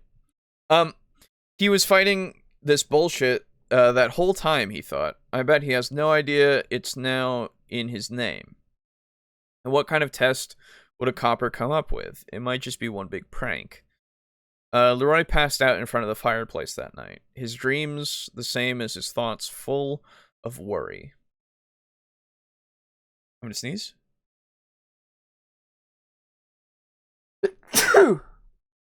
Excuse me. Sorry. Okay. The next day, he went back to the IMO to start the test. Leroy waited Leroy waited for hours in Talathorn's office. He found himself looking at the gloomy artwork of a small town covered in flame, taking all his willpower not to lose his mind to the overwhelming sadness coming from it. A strong curse, he thought. Where is that bag of living scrap metal? And just then Leroy burst out in uncontrollable laughter. Falling to the ground, his tears in his eyes, a booming voice ringed in Leroy's head. Well, you sure have a way with words, Alabasterkin. The voice got louder. How dare I waste an alabaster's time? And then Talathorn appeared in a bright flash. Bending down at Leroy with a smile, the dragon's eyes sparkled with joy. He then snapped his fingers and Leroy's laughing stopped. You asked, Leroy choked. Well, that was a great start to the test, Talathorn said. I thought you tradesmen had less patience than that. Good job. A word to the wise, never offend a dragon. The turn of his voice turning monstrous. Understand me? Leroy nodded back in anger. Good, now the test will continue. The dragon snapped his fingers once more, and Leroy fell asleep. Leroy woke up, his head spinning, sitting up and looking at where he was.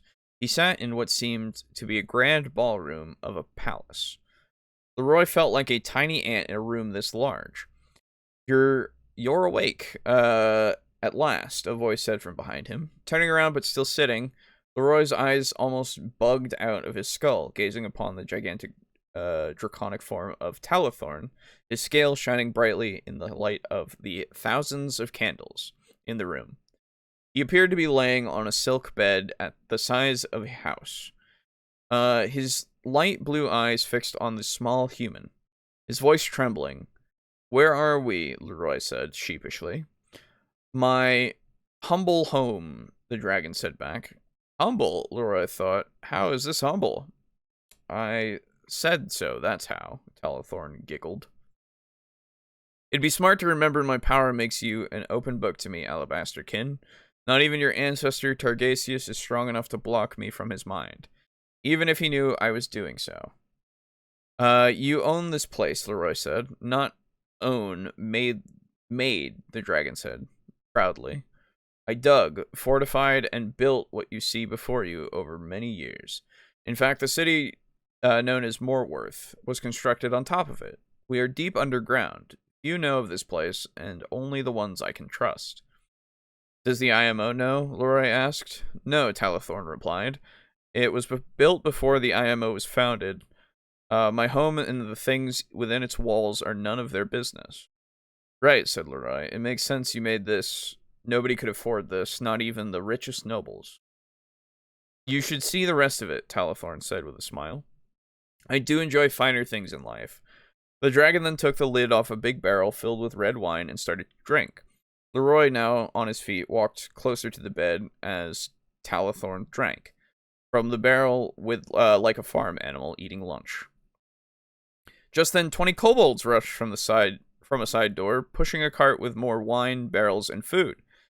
Have some, Talathorn said, kicking the empty container to the side for the kobolds to pick up. I pride myself on being a good host. As he put a whole pig in his mouth. Hope that was cool. Have a nice day, bros. Thank you. Yeah, it was neat. Couple of things just for, criticisms, of course.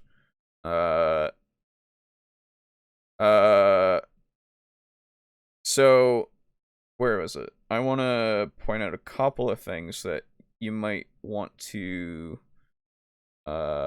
do.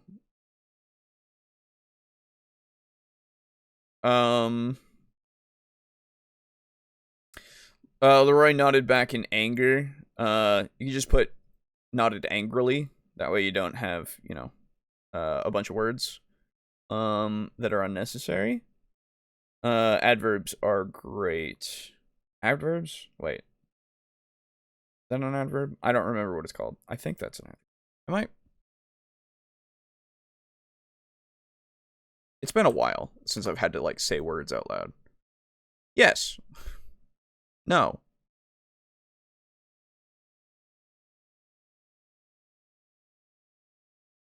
Yeah, exactly. Yeah. No, I'm right. Okay. Sorry. Uh, the obviously you don't need to overdo it too much with them, of course, but they can help with, like, you know, flow of sentences, as well as I like it when I see similes. Leroy felt like a tiny ant in a room this large. What I would say is a tiny ant in, and then you could put something that is large. So a tiny ant in, I don't know.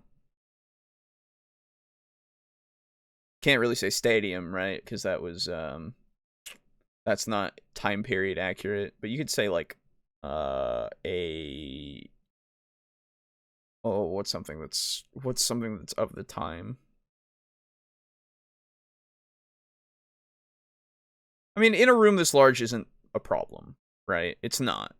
Um, but to convey it being, like, the size of the room, you have a grand ballroom of a palace, right?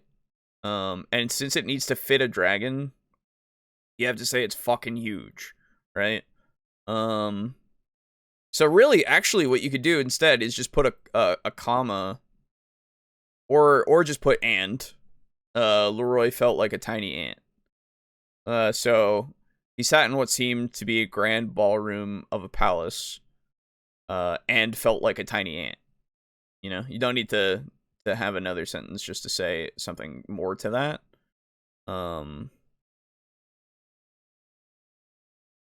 Or just felt like an ant, because an ant is tiny anyway. You don't really need the modifier, because, you know, or the adjective, I suppose. There was another. Here we go. You're awake at last, a voice said from behind him, turning around but still sitting. Leroy's eyes almost bugged out of his skull. Gazing upon the gigantic dragon. Blah, blah, blah. Turning around but still sitting.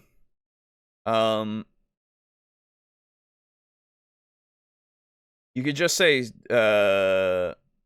spinning around, turning around, because you haven't told us that he's done anything but, or here, sitting up, right? Sitting up and looking at where he was, right? You don't need to say that he is still sitting.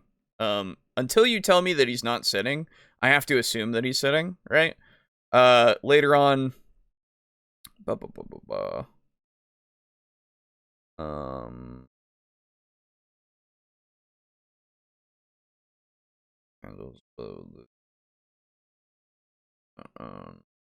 where is it where he gets up? I don't remember.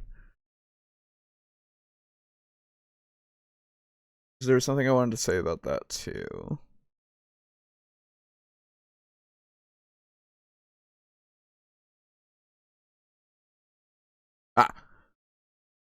Leroy, now on his feet, walked closer to the bed. It just sounds a little clunky. You could say, Leroy pushed himself up and walked closer to the bed.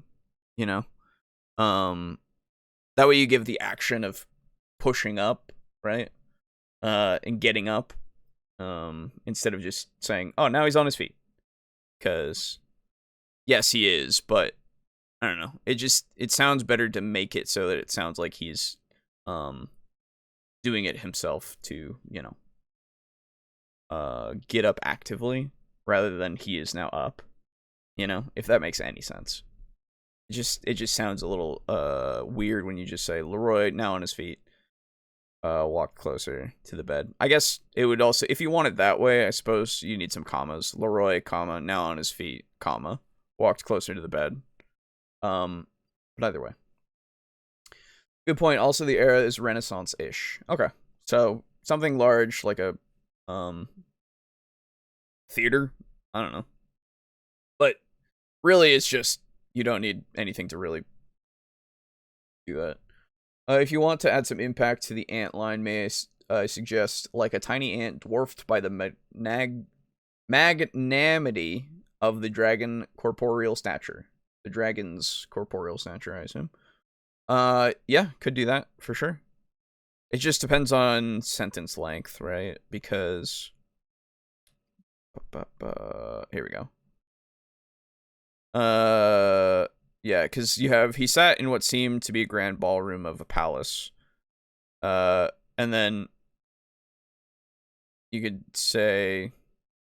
feeling like a tiny ant.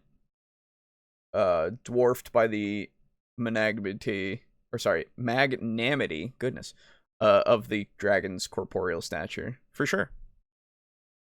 Because then you would have to change later on of, like, all this. You could still keep some descriptions of what the dragon looks like afterwards, but, it would change the order of some things. Because he's really... You could keep it so that it's just that he looks around the palace, notices that it's a grand ballroom, and then once he realizes, oh my god, there's a fucking dragon, that's where you can put in, like, that he feels like a tiny ant. Just so that it makes it so that it's like, oh god, it's even bigger than I thought. I don't know. Just a thought. Just a thought. But I liked what's going on. It's interesting. He's been taken underground. See what happens with him. And then Lux says... I don't have a lore dump for this week, because I didn't manage my time so well. So here's a filler comment to keep the world from ending. Oh, I appreciate that. So instead of the lore I had planned, I'll just drop a bit more on the Pleiades, which became a hot topic in my brain. Of course, if I had been going for accurate Greek mythology, Viridi wouldn't be there, as she pretty much mashes Artemis, Demeter, and probably Gaia all into one god. But even so, I was pretty sure there was something in my brain that I was basing them on. Sorry. It turns out that that was apparently the kidneys. I don't know how to say that. Who were the naiad nymphs of the river kingdom Kaidanos in southeastern Anatolia, who joined Dionysus in a campaign against the Indians. According to a 5th century AD epic called the Dionysiaca? I don't know. That's obviously pretty late in the game for mythology, but it's there. Apparently Typhon had taught the Kaidanides, I don't know, warfare while he was fighting against Zeus. But I'm still sticking with Pleiades for the version in our Fabula Ultima setting, mostly because of the Electra/Phosphora connection. But for a second reason, excuse me. The Pleiades in real mythology were a group of nymphs Orion pursued out of lust, and Zeus turned them into a constellation to help them escape. Oh, I remember that. Yeah. But later on, Orion became a constellation too and continues to pursue them. I'm pretty sure that's a situation which Viridi would very much want to turn around, so it's therefore thematically appropriate for the Dracaran Pleiades to be hunters themselves, who among other things slay greedy woodsmen who poach and overhunt. This is a post-hoc justification, but I feel like it's coming together all the same. Hopefully Viridi will be pleased enough not to kill us today, or she'll at least do it quickly. That said, I don't want to still be here when the sun expands either. That's something I think about. Fair enough. Anyway, that's the best I can do for a comment tonight. Hopefully Laura will be ready next week. Hey, you're good. Thanks. I like how that sounds saying he feels like he feels like an ant after seeing Talathorn. Oh yeah, absolutely. If you want to promote the majesty and the size difference, absolutely do that for sure. Came in for Prince Boo 21. Going to be staying for the nice chill D&D content. Been wanting to get into it, but a bit anxious about it. Well, there you go, Golden Link. You've been in a few of these things already. I've seen you in the chats, so I hope you're enjoying the not so chill most of the time D&D content. And then we have Timothy on Garabingo. Hello, bros. How about that Garabe? Haha. It was a great Halloween. Thanks for doing it. You're welcome. So how about some lore? The Log of Alabaster Entry 1, no date given. I have had the hardest week of my life, mentally and physically, especially when an eons-old copper dragon is running your IMO test. Lucky for me, I was able to pass this test in a week, which makes me slightly above average. Since most people pass in about 2 weeks. With the shortest being a day. I have no idea how anybody can pass that torturous trial. In only a day, it boggles my mind to think about. The whole thing took place in Talathorn's underground lair.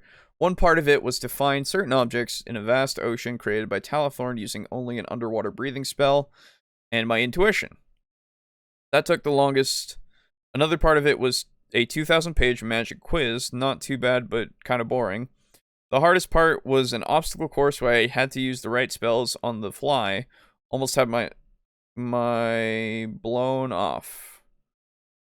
Head? Ass? I don't know. On that one, as Talathorn laughed at me. There were nights when I could not even stand, and Talathorn had to transport me back to the inn, scaring the hell out of Star Ruby when I showed up out of nowhere. Nice. After the test was done, Talathorn took me on a tour of his lair, which has 200 rooms and 5 levels to it. Oh my god. But I have a feeling I did not see all of it. I most likely only saw what he wanted me to see. Fair. But I did notice that he has over 4,000 kobolds working for him day and night doing anything he asks. One level of the place is dedicated to the kobolds, and after talking to a few of them, told me they were born there. That makes sense. Which was an interesting thing to learn. Interesting to learn. Talathorn said he rescued most of the first generation from a bunch of red, blue, and green dragons by sneaking them out of the lairs after using a sleeping spell on the dragons. Now I just have to wait for my certification papers, then I can figure out what to do next. Well, that's all. Have a nice day. Thanks. Just got to the part where second video is, and holy shit, Garibay sucks, so happy Jenny told him off. Yes. That too, for sure. But yeah, cool. Thank you for that.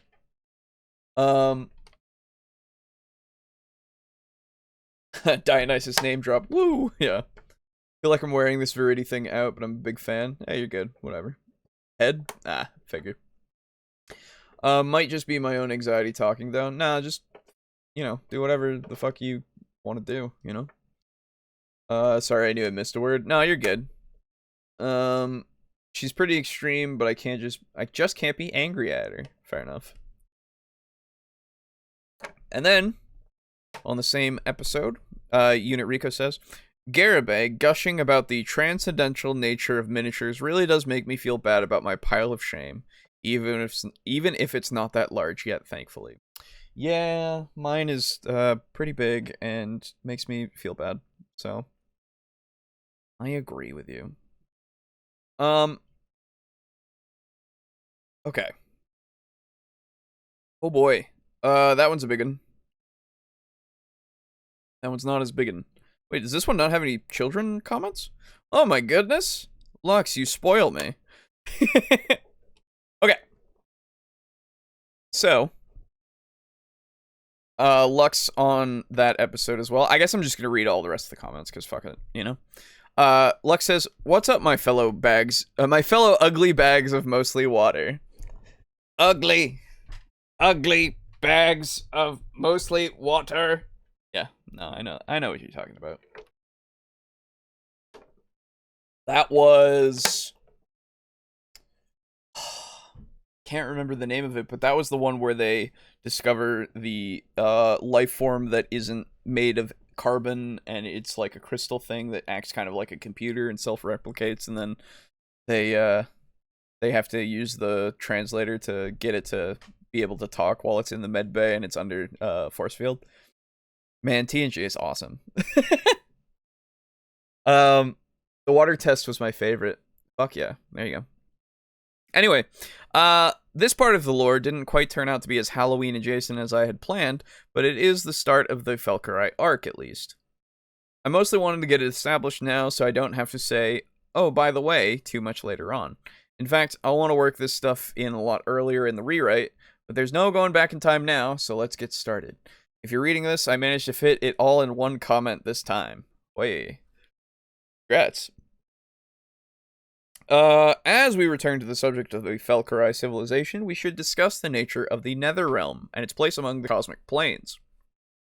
While the Dragatoans have not explored this aspect of reality directly, we have extracted some relevant information from the Argondis ruins and gain additional knowledge from our occasional contact with the Felkarai in more recent times. The infinite planes are thought to emanate from the thoughts of the first Fae, most often named as Lord Golan, Golan Elcaster, or the All-Caster. Nice. While many of the religions we have discovered refer to Golan in some form as the origin of all that exists, there is little evidence of him as an active participant in the affairs of any universe. The active gods of these religions exist on a lower order, merely setting the affairs of their own worlds in motion. Lower here is not meant to indicate a relationship of hierarchical authority. Rather, the Fae seem to exist on a deeper level of reality than the gods as we conceive them. Oh. Also, did the YouTube mess up my cursing? Damn it, probably. YouTube does weird stuff with things. Not great for, like, writing out stuff sometimes. Anyway, for the sake of the discussion, we can group the planes into 4 orders: the Fey realms, the high heavens, the mortal realms, and the nether realms. Some representations of this cosmology set the Fey realms at the top, with the other planes descending in order below them. For linguistic simplicity, this is the model we will use for reference here. Others show the Fey realms as either the innermost or outermost region on a circular map, with the planes appearing as an inward or outward progression. These representations should be understood as equally correct and equally limited. The planes do not truly lie in any spatial direction relative to one another, but each represents a stage in the flow of reality from Golan. In a sense, each lower plane can be regarded as a reflection of the plane above it.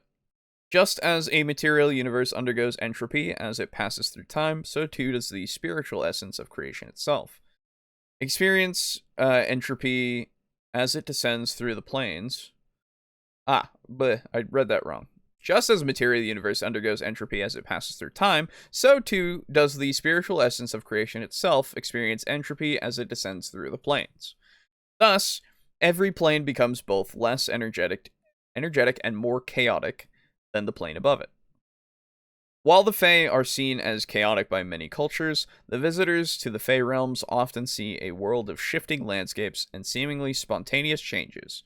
All of these observed events do in fact follow laws that are, though often incomprehensible, no less than absolute.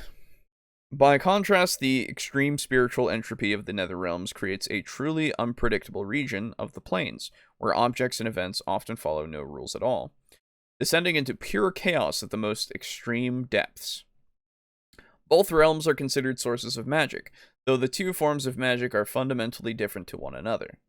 Fey magic strictly follows the laws of creation, responding to specific conditions in specific ways. Such magic is wielded through rituals, words, and gestures, or channeled through objects crafted from specific materials in specific ways, under specific conditions. Substitutions can be made, but the effect loses strength, and the further the final work is from the proper process, and mistakes in the execution can produce dangerously unpredictable results. By contrast, nether magic, or chaos magic, arises from the chaos of the lowest planes and can only be commanded through raw spiritual power. While these two forms are sometimes associated with the concepts of good and evil, or mistaken as distinction between divine and arcane magic by those who are only vaguely familiar with these concepts, this is a misunderstanding. Both forms of magic can produce equally beneficial or malevolent effects, and both are used by gods, demons, and mortal spellcasters alike. The Fae alone entirely spurn chaos magic, and only because it is useless to them, as their will and the laws of creation are indistinguishable. Further, although order and chaos are opposing concepts, the most advanced magical techniques often weave both forces together, though attempting this requires the utmost skill and caution. While it is possible for living beings to access higher and lower planes through astral projection, physical travel between planes is an extremely difficult and dangerous process. Perhaps counterintuitively, creation magic only allows physical travel to lower planes as the essence of reality from which all physical things are made can only descend. Only chaos can defy this law to make upstream travel possible, and the power required to make this happen is extreme. Thus, the most common way to reach higher planes is to first descend to the nether realms to access one of the naturally occurring portals that exist there. Though, to be clear, it is more common for such portals to connect two planes within the nether realms than to lead out of it. Such journeys obviously have their own dangers, as few mortals possess the spiritual strength or magical knowledge to overpower the demons that dwell there, and bargaining with them can be quite costly. As many arrogant mortals have discovered, even the most advanced technological weaponry provides little help in battles against these beings. Additionally, although these portals can exist for many thousands of years, they can also close at any moment without warning, leaving the traveler stranded in nether realms with no way back to a higher plane. With this basic image established of the cosmos beyond our own universe, we can next begin our discussion of the Felkarai civilization in detail. Way. Nice. Good job getting it all in one comment, since that was your goal. Plus, it helps me with my throat. Alright.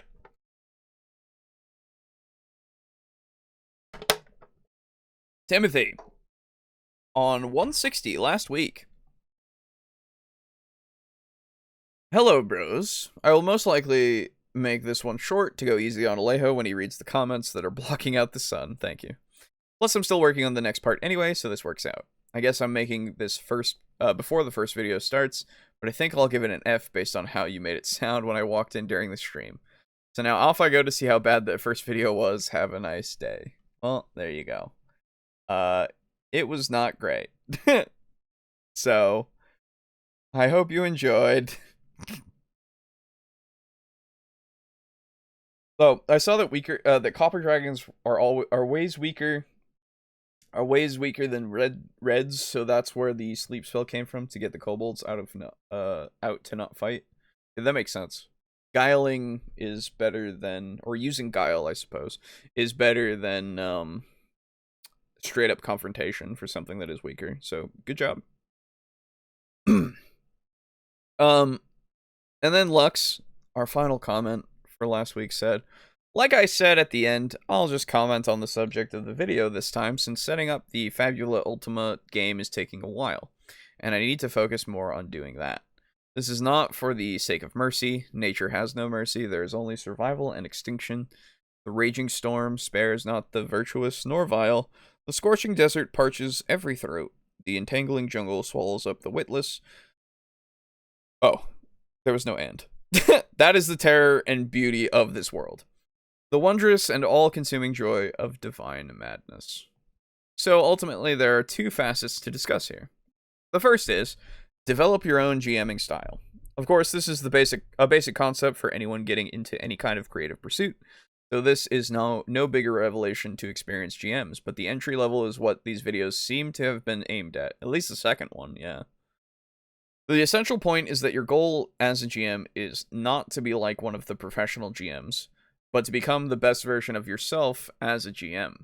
This involves understanding your players, being able to openly communicate with and get feedback from them, and also reading them in more subtle ways by seeing how they react to what you do. It also involves developing your own vision for both the scenario and the game you want to put your players into. The work of a GM isn't all just mining your players for ideas and reflecting them back. You'll also have to create something of your own, even if it's just your own spin on a pre-written module. I agree. But the other side of this is you can use popular actual play shows, use a popular actual play show as a roadmap for yourself. If you're just starting out or you feel like you need to improve, you can look at those shows and get ideas.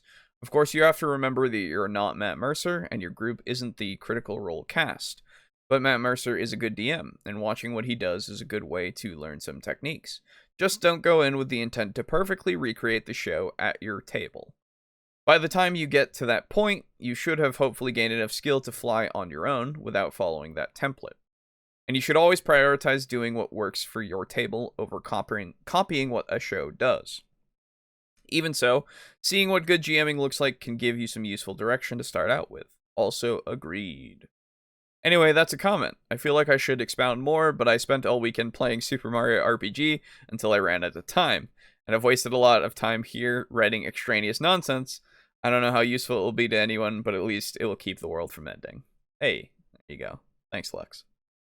I hope Super Mario RPG is as good as it was, because I still haven't gotten it myself, and I forgot that it was out. So, yeah. Well said, Lux, indeed. Okay. I wonder if I'm not too attached to this conceit of writing the lore from the perspective of a Dragontoan scholar, but it's gotten fun for me. No, you're good. Absolutely, go for it. Nothing wrong with it. It's fun. Okay. So. Oh. Whoops. That's all the comments. Hey, I did it. We're finally fucking caught up. Time to drive home now. Have a safe drive. Probably not gonna go for too much longer. Just cause,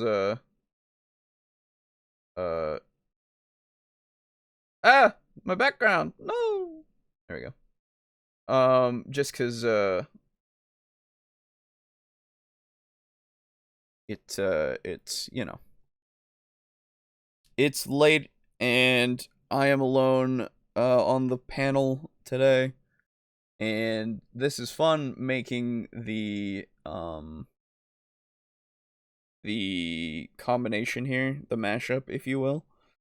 But I would like to have the other two here for feedback on it as well and input. Because I enjoy their perspectives, right? So,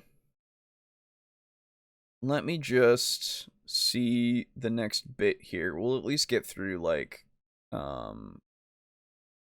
the character creation stuff. Thinking Talathorn is a PI/spy type in how he acts. Hell yeah, there you go. Okay, time to drive to Denny's now. Oh, nice. Okay. So here's what I'm thinking. As we still have to, haven't even thought about the actual stats in the stat blocks here.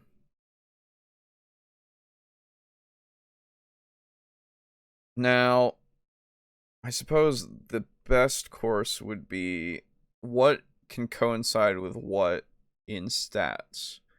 Because you have your physical stuff, strength, dex, stamina, which would be...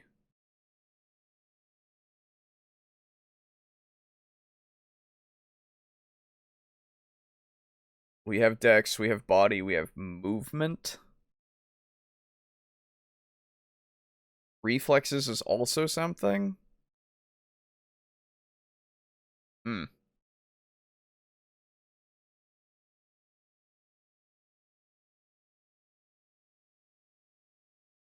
Empathy, cool is charisma, for sure. Empathy, I mean, manipulation and composure are two very specific things, right? And technique.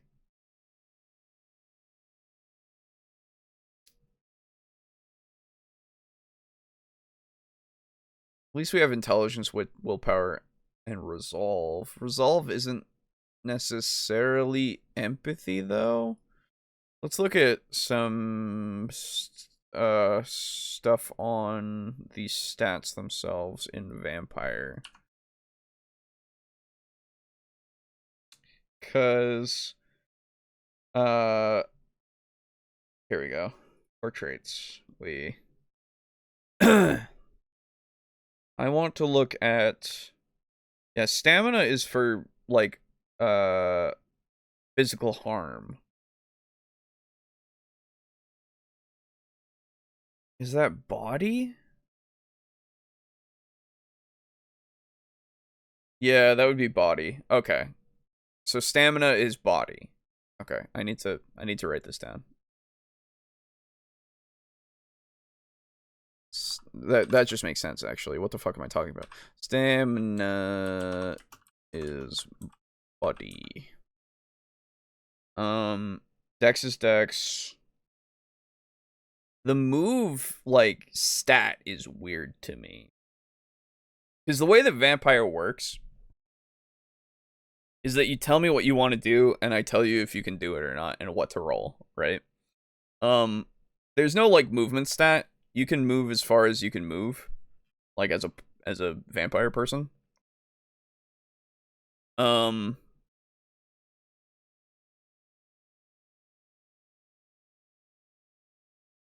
So having it as a stat is a little strange. I guess I could include it because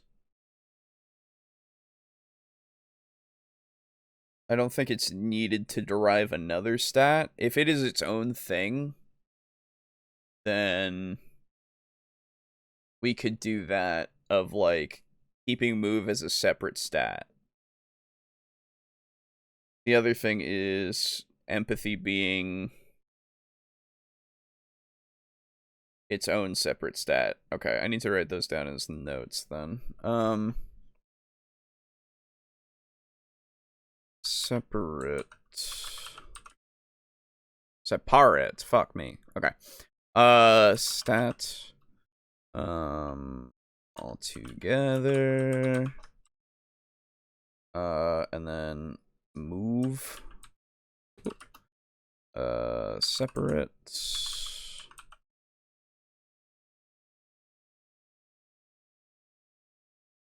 What? No, not separately. Oh my god. Stop. These are notes. They're not. Okay.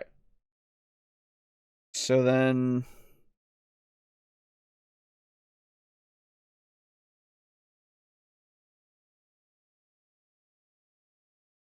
No, not that. This one. Thank you. Manipulation and composure are just like, they're so specific. Yes, it is this one. Composure allows you to remain calm and command your emotions and put the others at ease despite anxiety. It also represents your ability to stay cool in everything from firefights to intimate encounters. Oh. Is composure cool? Oh, I'm stupid. Composure is cool. And manipulation would be charisma then. Would it? No, charisma is charisma. Idiot. But composure is cool.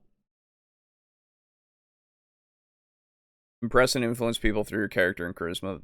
How well you get along with others. How you interact in social situations. Shit, man. That's a combination of all three.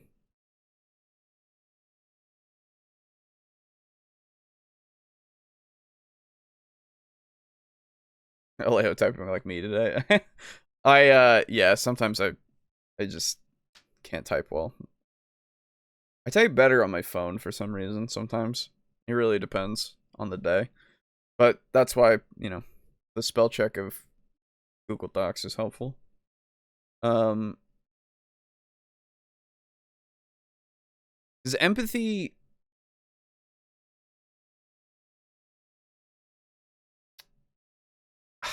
Empathy would be composure, and cool would be a combination of charisma and manipulation. That's my problem here. We have two stats that are going to be like their own things, but also separate, you know? And then with wits and resolve, wits would be technique, because dexterity is used for anything that's like firearms and stuff, usually. I mean, you can use any attribute with any skill, to be fair, but...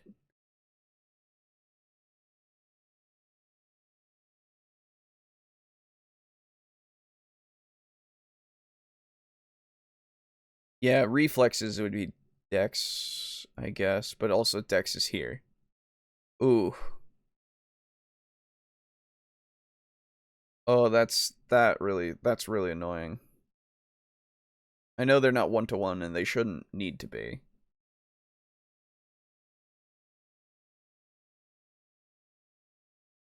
I don't want to have to, like, do a mashup of... I need, like, all of these plus all of these that are, their own stats, you know? Because I can't really, I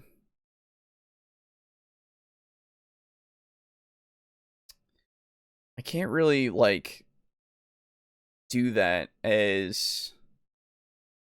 Because it would just be so much that you have to worry about. My goodness. Yo, I have school, but hi and goodbye. Hey, JR Sonic, and goodbye, JR Sonic. Good to see you. What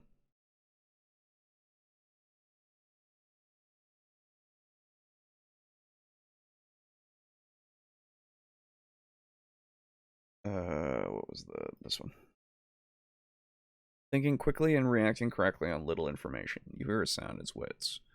You hear two guards coming is intelligence. Wits lets you smell an ambush or answer the heartbeat back in court right away, instead of thinking of the best response the next night. Okay. Right. Logic and reason. Resolve provides focus and determination, and measures concentration and mental fortitude. Resolve powers all night watches and blocks out distractions. It's also necessary for willpower, which willpower is very much a absolutely necessary thing for vampire, for sure.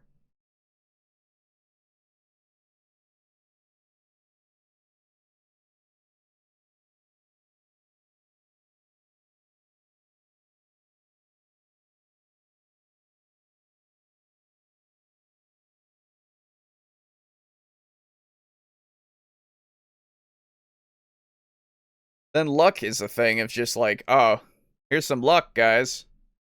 Man, I'm wondering, you know? I'm wondering if it would be easier to just do set dressing rather than total conversion into a combination. Like, I think that... I really wonder. Because I think that doing the cyberware thing is good for having it be in a cyberpunk setting. That way you have something that is real, like, because you're a vampire, you don't necessarily need cyberware, right? It would make you worse off, technically.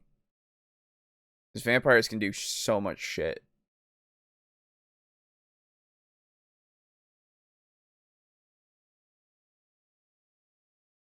And then we have skills. There are 9 skills. Skills might be something that we can transfer pretty easy. Because there are 1, 2, 3, 4, 5, 6. So there's a lot of skills in... There's 27 skills in Vampire. And there are only 9 in Cyberpunk. Awareness is a thing. body skills, they would be subdivided. Control skills, controlling vehicles or animals, drive and animal kinship, or it's just ken, I don't know. Fighting skills, education skills, but okay.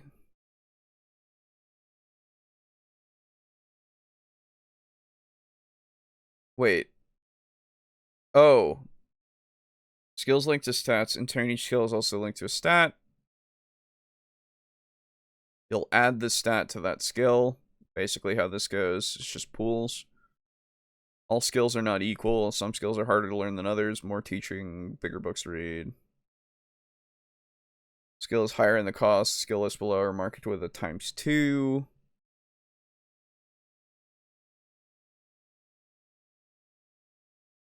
So then is it hold on.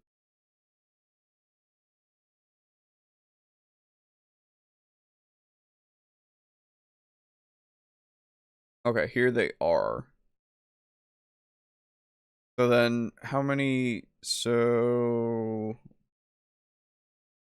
they represent the level of knowledge because they're training.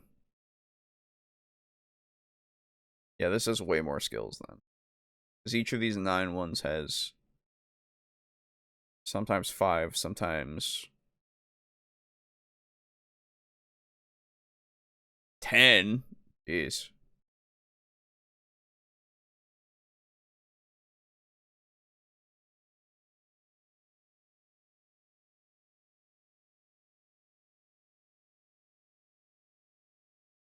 Animal handling is there.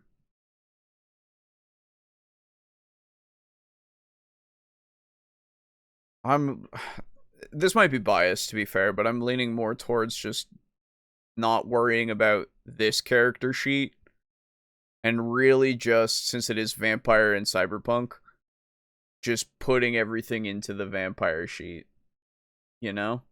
Because that seems like the easiest thing to me, at least to get it to work well. We could look into this book for a lot of things to reference, but it really just feels like we'd be playing vampire, but also there's cyberpunk stuff, you know?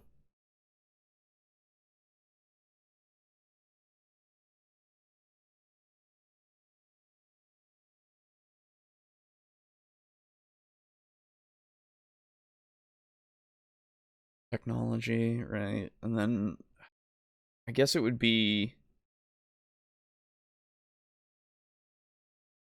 yeah, we've got all the cyberware here, but I want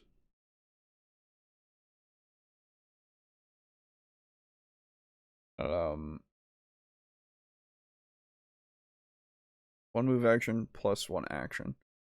Technically that's what you can do in this one too, but it's just, you can do whatever, it just need to okay it. But this has the checking of skills, you can do shit to it, right?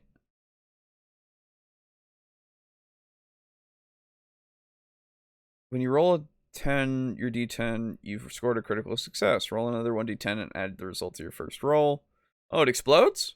Oh, only once. Oh.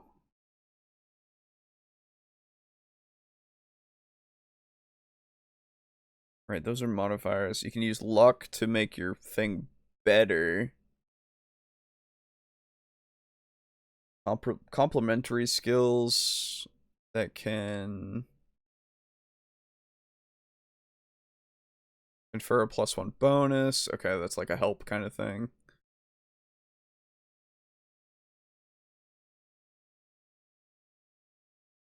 Wait, why am I... Oh. They already... Oh, I guess this is just more detailed stuff into those skills. Okay. Right. Right. Okay. Mashing up is hard to do. Yes. This is something that we wanted to, or at least this was an idea that we wanted to do at some point, and I'm just trying to see how easy it would be, because either I really feel like it would be just we take one system or the other and just put a couple of things in, you know? Um because if we want it to feel more cyberpunk, right? We could do it with the cyberpunk base and add in vampire stuff. But if we want it to feel more vampire-like, we would take the vampire stuff and then add in cyberpunk stuff, right? And that would be the simplest way to do it. I would honestly really just keep this one thing that we've got so far that's pretty fun to me, of like the humanity getting affected by cyberware. I feel like that's essential, really, to just make it feel like its own thing. Like, I guess not necessarily its own thing, but just at least make it so that there's a cost. Yeah,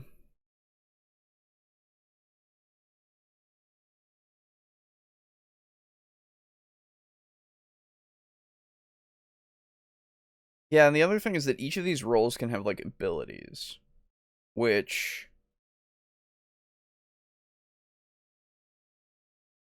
basically means...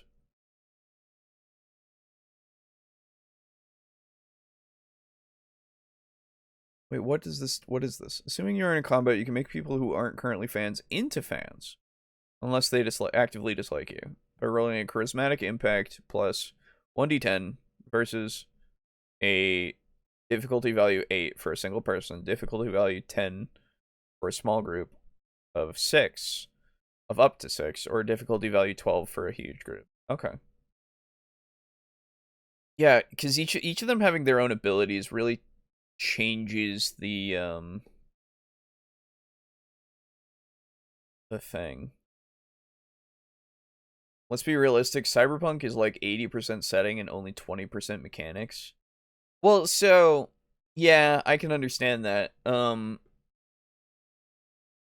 It's so the ultimate thing, I think, is what's going to happen is when we play Cyberpunk at some point, because we will want to play that itself at some point, we can see how it feels like and how the rules are, and how we like them, right?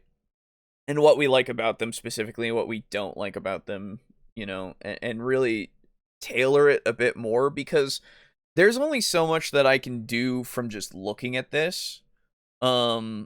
It's the problem that I have with, like, how I had with Blades in the Dark. When we read about it and watched that one video, I didn't know anything about it. Like, yeah, I can read about the system, but until I actually, like, listen to somebody play it or play it myself, I don't really understand it, right? I need to have that representation so that I can really get it in my head and then dig down into it, which is why I can understand how D&D is, and I can understand Vampire itself because I've run it and I've played it. And then I understand Delta Green because I've run it and I've played. Well, I haven't played it. I want to play it at some point, but you know what I mean. And then, like, all of those things kind of give me that understanding more so than the rules themselves can give. Like, again, I can get enough from the rules to, like, kind of start, but you have stuff like this where like, if you have a high enough rank in your charismatic impact, you get all this shit, right? And I don't want to take that away. I don't want to take away the uniqueness of one of the systems if I'm going to mash them up, you know? Unless we're totally okay with that, right? But also, like, how much of it would come into play is the question.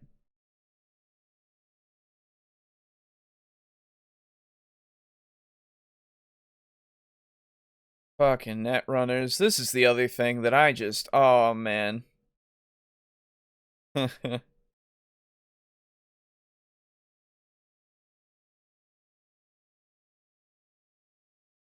just need to look at net running now. Hold on. There we go. I know it, like, we've figured out a way for it to work in our brains of, like, how this works.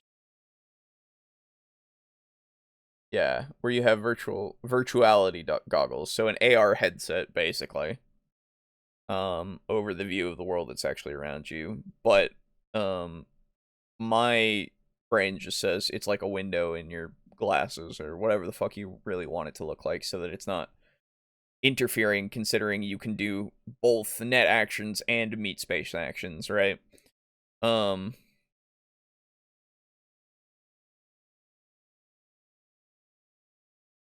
and they don't necessarily interfere with each other. It's just that you have to make a decision of whether you do something in real space or if you do it in the net. This is the other thing. Like, they have their own rank of their interface rank, which is that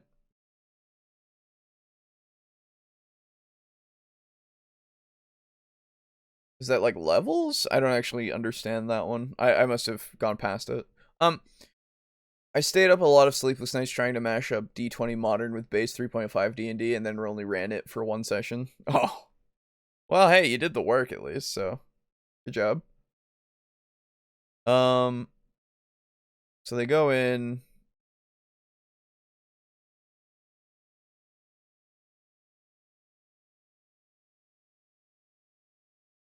If I were doing it for a thing, I would steal the net running and cyberware and use the vampire mechanics. Yeah, that's kind of what I'm thinking, right?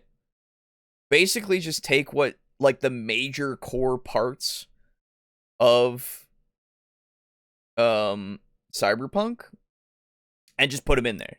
So net running, cyberware, special drugs, that would be it, really. What else is really, like, a thing for Cyberpunk? Is there anything that's, like, super necessary?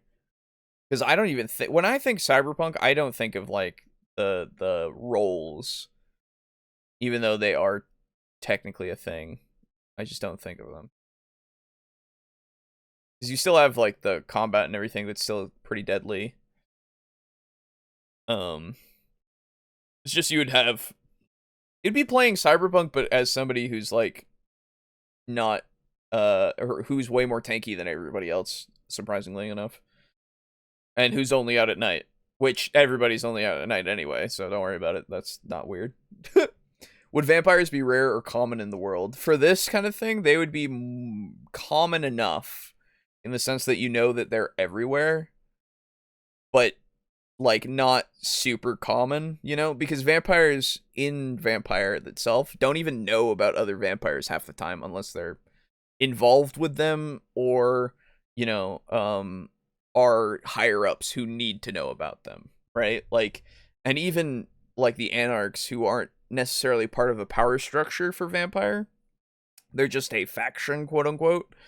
They don't necessarily know all of the vampires in the world. They know the top ones that are necessary, like the prince of a city, or their sheriff, or if there's any primogen around, or any of the really important people in that city or in the territories. But they don't necessarily know, like, oh, down the street, the owner of this factory is actually a vampire, right? Like, that's not something that you know.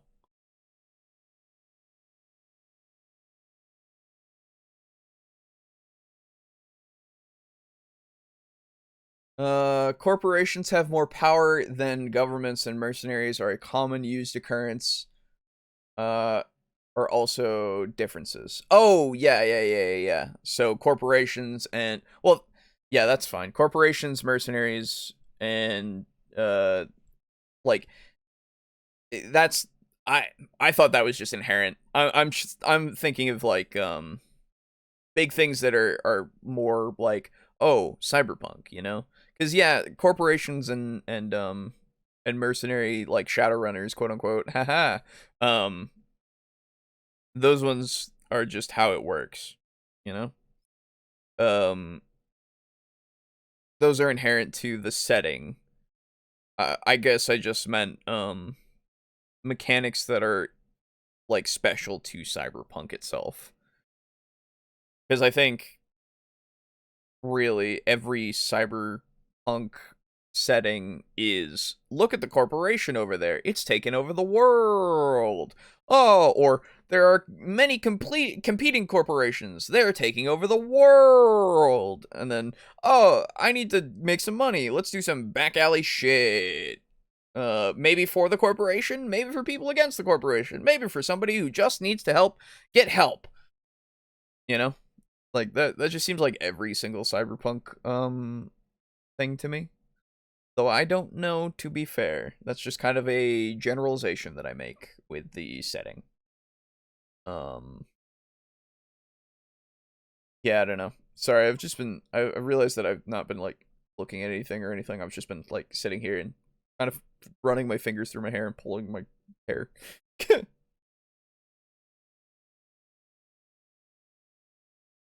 What happens when I start doing nothing? Can't think of anything else you would have to fit in. Yeah, that's the thing. Me either. Can there be happy cyberpunk? Uh, what was the thing? Solar punk, right? That was what Boo was talking about. It's not, cyberpunk itself is inherently unhappy. Solar punk, I think it was, is like optimistic and utopian.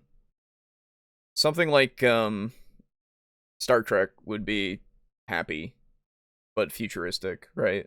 It's just the science fiction, science fantasy kind of stuff that would be happy. That's what you're looking for. Cyberpunk itself is more for the, it's not great.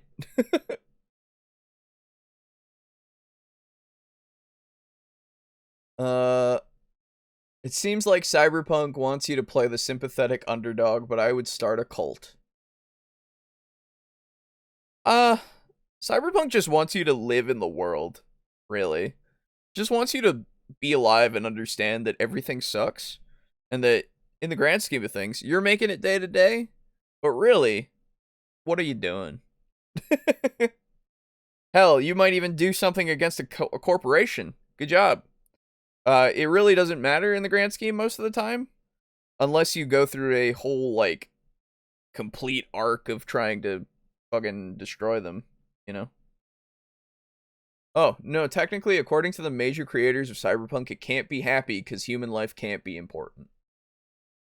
Yeah. Yeah. If you're looking for happiness, you want things that are optimistic. You don't want Cyberpunk. Cyberpunk is sick. Don't get me wrong. Cyberpunk is rad as hell. And you could be happy in Cyberpunk. But that doesn't mean that your life is good.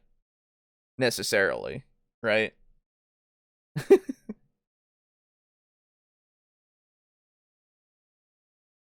You're probably just doing something to try to circumvent how shitty your life is in Cyberpunk. Anyway, I think that's where I'm gonna settle my self at this point. So ultimately vampire rules, but with major cyberpunk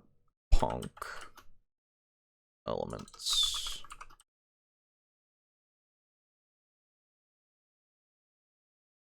Yeah, basically that.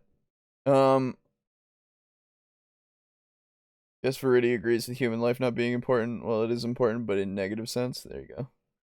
Thanks for the show, Alejo. You're welcome. I hope you all enjoyed. If you'll allow me to do the thing that I need to do of telling you about other things, then I will do that. Really quick here. Before I...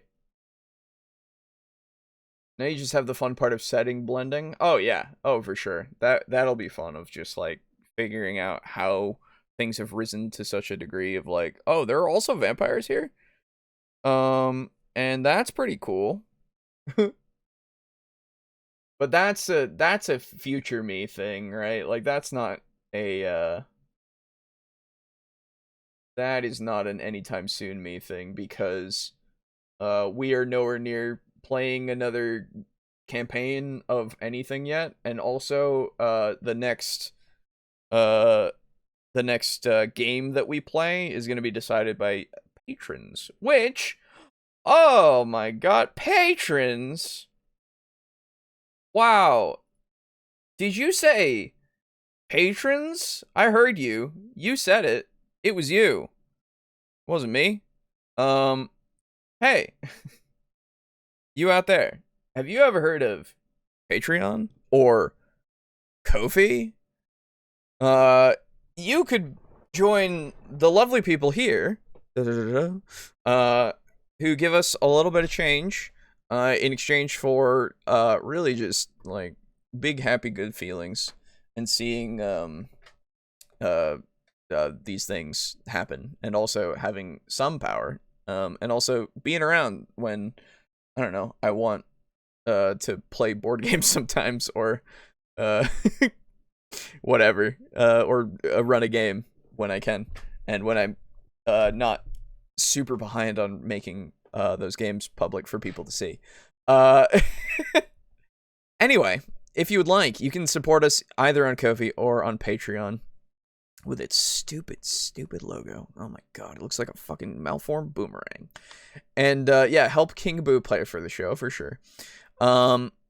Help us out. Every cent counts. If you even do as little as $1 a month or as much as $15 a month, you become a table flipper. You get the access to the Discord and everything. And a special place in our hearts. So, a big thank you to our tier 4s. That is Draco Kraken, Mog Zero, Rick, aka Unit Rico, Slazer, and Steely, for all that you've given us in the past, in the present, and in the future, if you still decide to, in the future. Big thanks. And, of course, a thank you to Crimson Rose Armok, aka Lux, in tier 2, for those $5 that you've been giving us. Appreciate that. Hope you've been continuing to enjoy. And, of course, a thank you to our tier 1 contributor. Yeah, other than that, you can go, excuse me, goodness, that one came out of nowhere.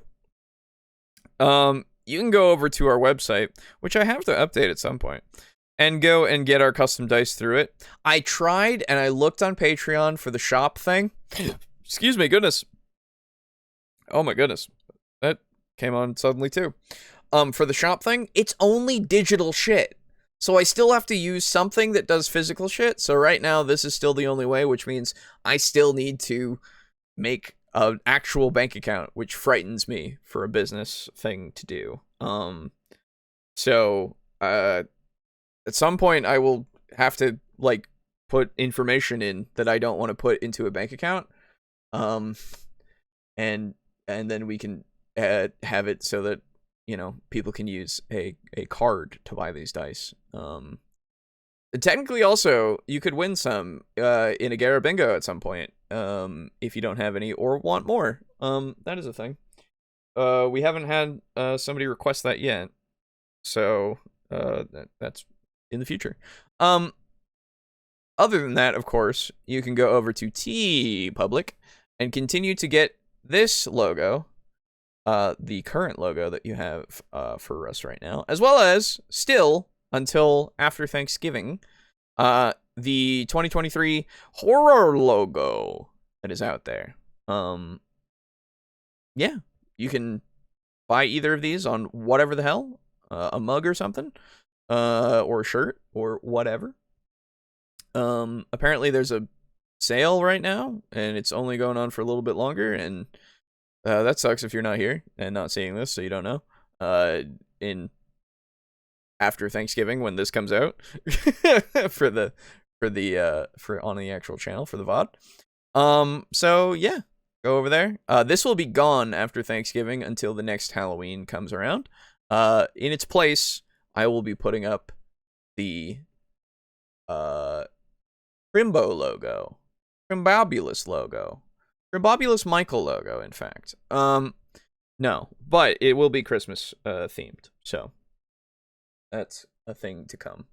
And then, of course, if you go over to Humble Bundle using our link in the description, we are partnered with Humble Bundle. Anything you buy through that link, whether it be through the store, through one of these bundles, whatever the hell it be, the choice bundle itself with its $99 for a bunch of stuff,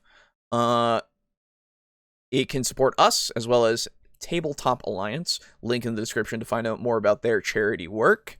And so you can use the slider and give as much as you want to us, as well as much as you want to the charity, as much as you want to the, whatever, the devs and all that shit, to the site. I love this site. It's a great site. I doubt there's any new ttrpg bundles. Not since the last one. This 5th edition mega bundle with Gygax and Kobold and Friends. I mean, Kobold Press. I didn't even look at this NaNoWriMo bundle, because that's the shit.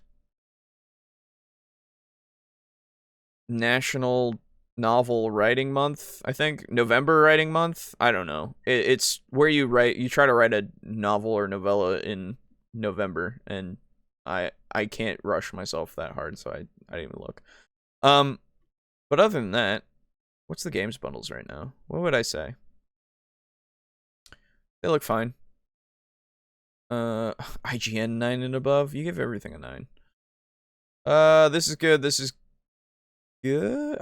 Maybe. I don't actually know. I don't actually know about this either. This is good. I haven't played this yet.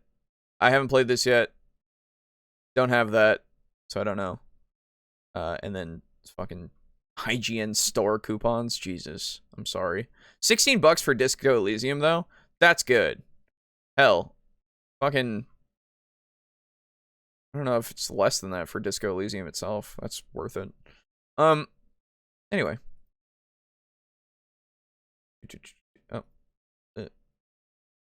What about software? Do we have anything interesting in software? Unreal Engine. Oh, you're right. The maps bundle and all that. It's really kind of it. But I would recommend Game Dev bundle if you want. Kind of. Game art and Blender. That's pretty cool. I'm bad at that. Anyway. Let me think. Anything else? You can give us money directly through PayPal if you want. I don't know. If you guys would like to as well, hey, here's my my plea this time around. Suggest the podcast to somebody that you think might like it. Oh, I don't have time to write a novel, too busy learning Godot programming. Fair enough, yeah. I'm writing my thing, but I've hit a rough patch again, so it might be another, 5 months until I get through that. Who knows? It's bad. My inspiration is kind of petered out. Petered out. Anyway. So yeah, suggest the podcast to somebody that you know that might like this, or suggest it to somebody that you don't know that might like this. I don't know. Get us to more eyes, I guess, so that they can know that we say things about TTRPGs that they may or may not enjoy. Most likely they won't, but who knows? You never know. Get the people watching. Get the people talking, like the VOD when it comes out or whatever, and I need to add stuff to the actual podcast playlist, because I haven't done that for 8 episodes, I think, now. So I'll do that, hopefully tomorrow, if I remember. Also, I hope, if you're in America and you celebrate it, I mean, most Americans do, but at the same time, it's its own thing. It's not really celebrating anything. It's really just, I mean, technically, Thanksgiving's coming. If you enjoy Thanksgiving, I hope you enjoy it more. And then, can I suggest it to someone who wouldn't like it so they can spite watch? Yes. 100% you can. And then they can leave mean comments and I'll read them. Anyway, so Thanksgiving's coming up this Thursday. I hope people enjoy your Thanksgivings and don't have horribly what's it called? Horribly awkward encounters with their families. I don't know. I'm gonna have a Thanksgiving thing with some family, and then I'm gonna come home and hopefully then just enjoy my weekend at peace and just lay down and maybe sleep some more. But until that comes, I have work tomorrow. And then yeah, if you're not in America and you don't celebrate Thanksgiving, then I hope you have a good Thursday. And then I hope you have a good week until we see you next week. The mentally charged politics at the table, none I say. Damn right. I better not suggest it to any of my coworkers and let them find out about the weird shit I say. Yeah, I feel that. Hey, at least it's not an election year. That's true. Either way, I hope you all have a wonderful rest of your day, night, evening. And we'll see you next week for hopefully all three of us. You never know. Maybe all three of us will be here this next time. I don't know. But regardless, goodbye.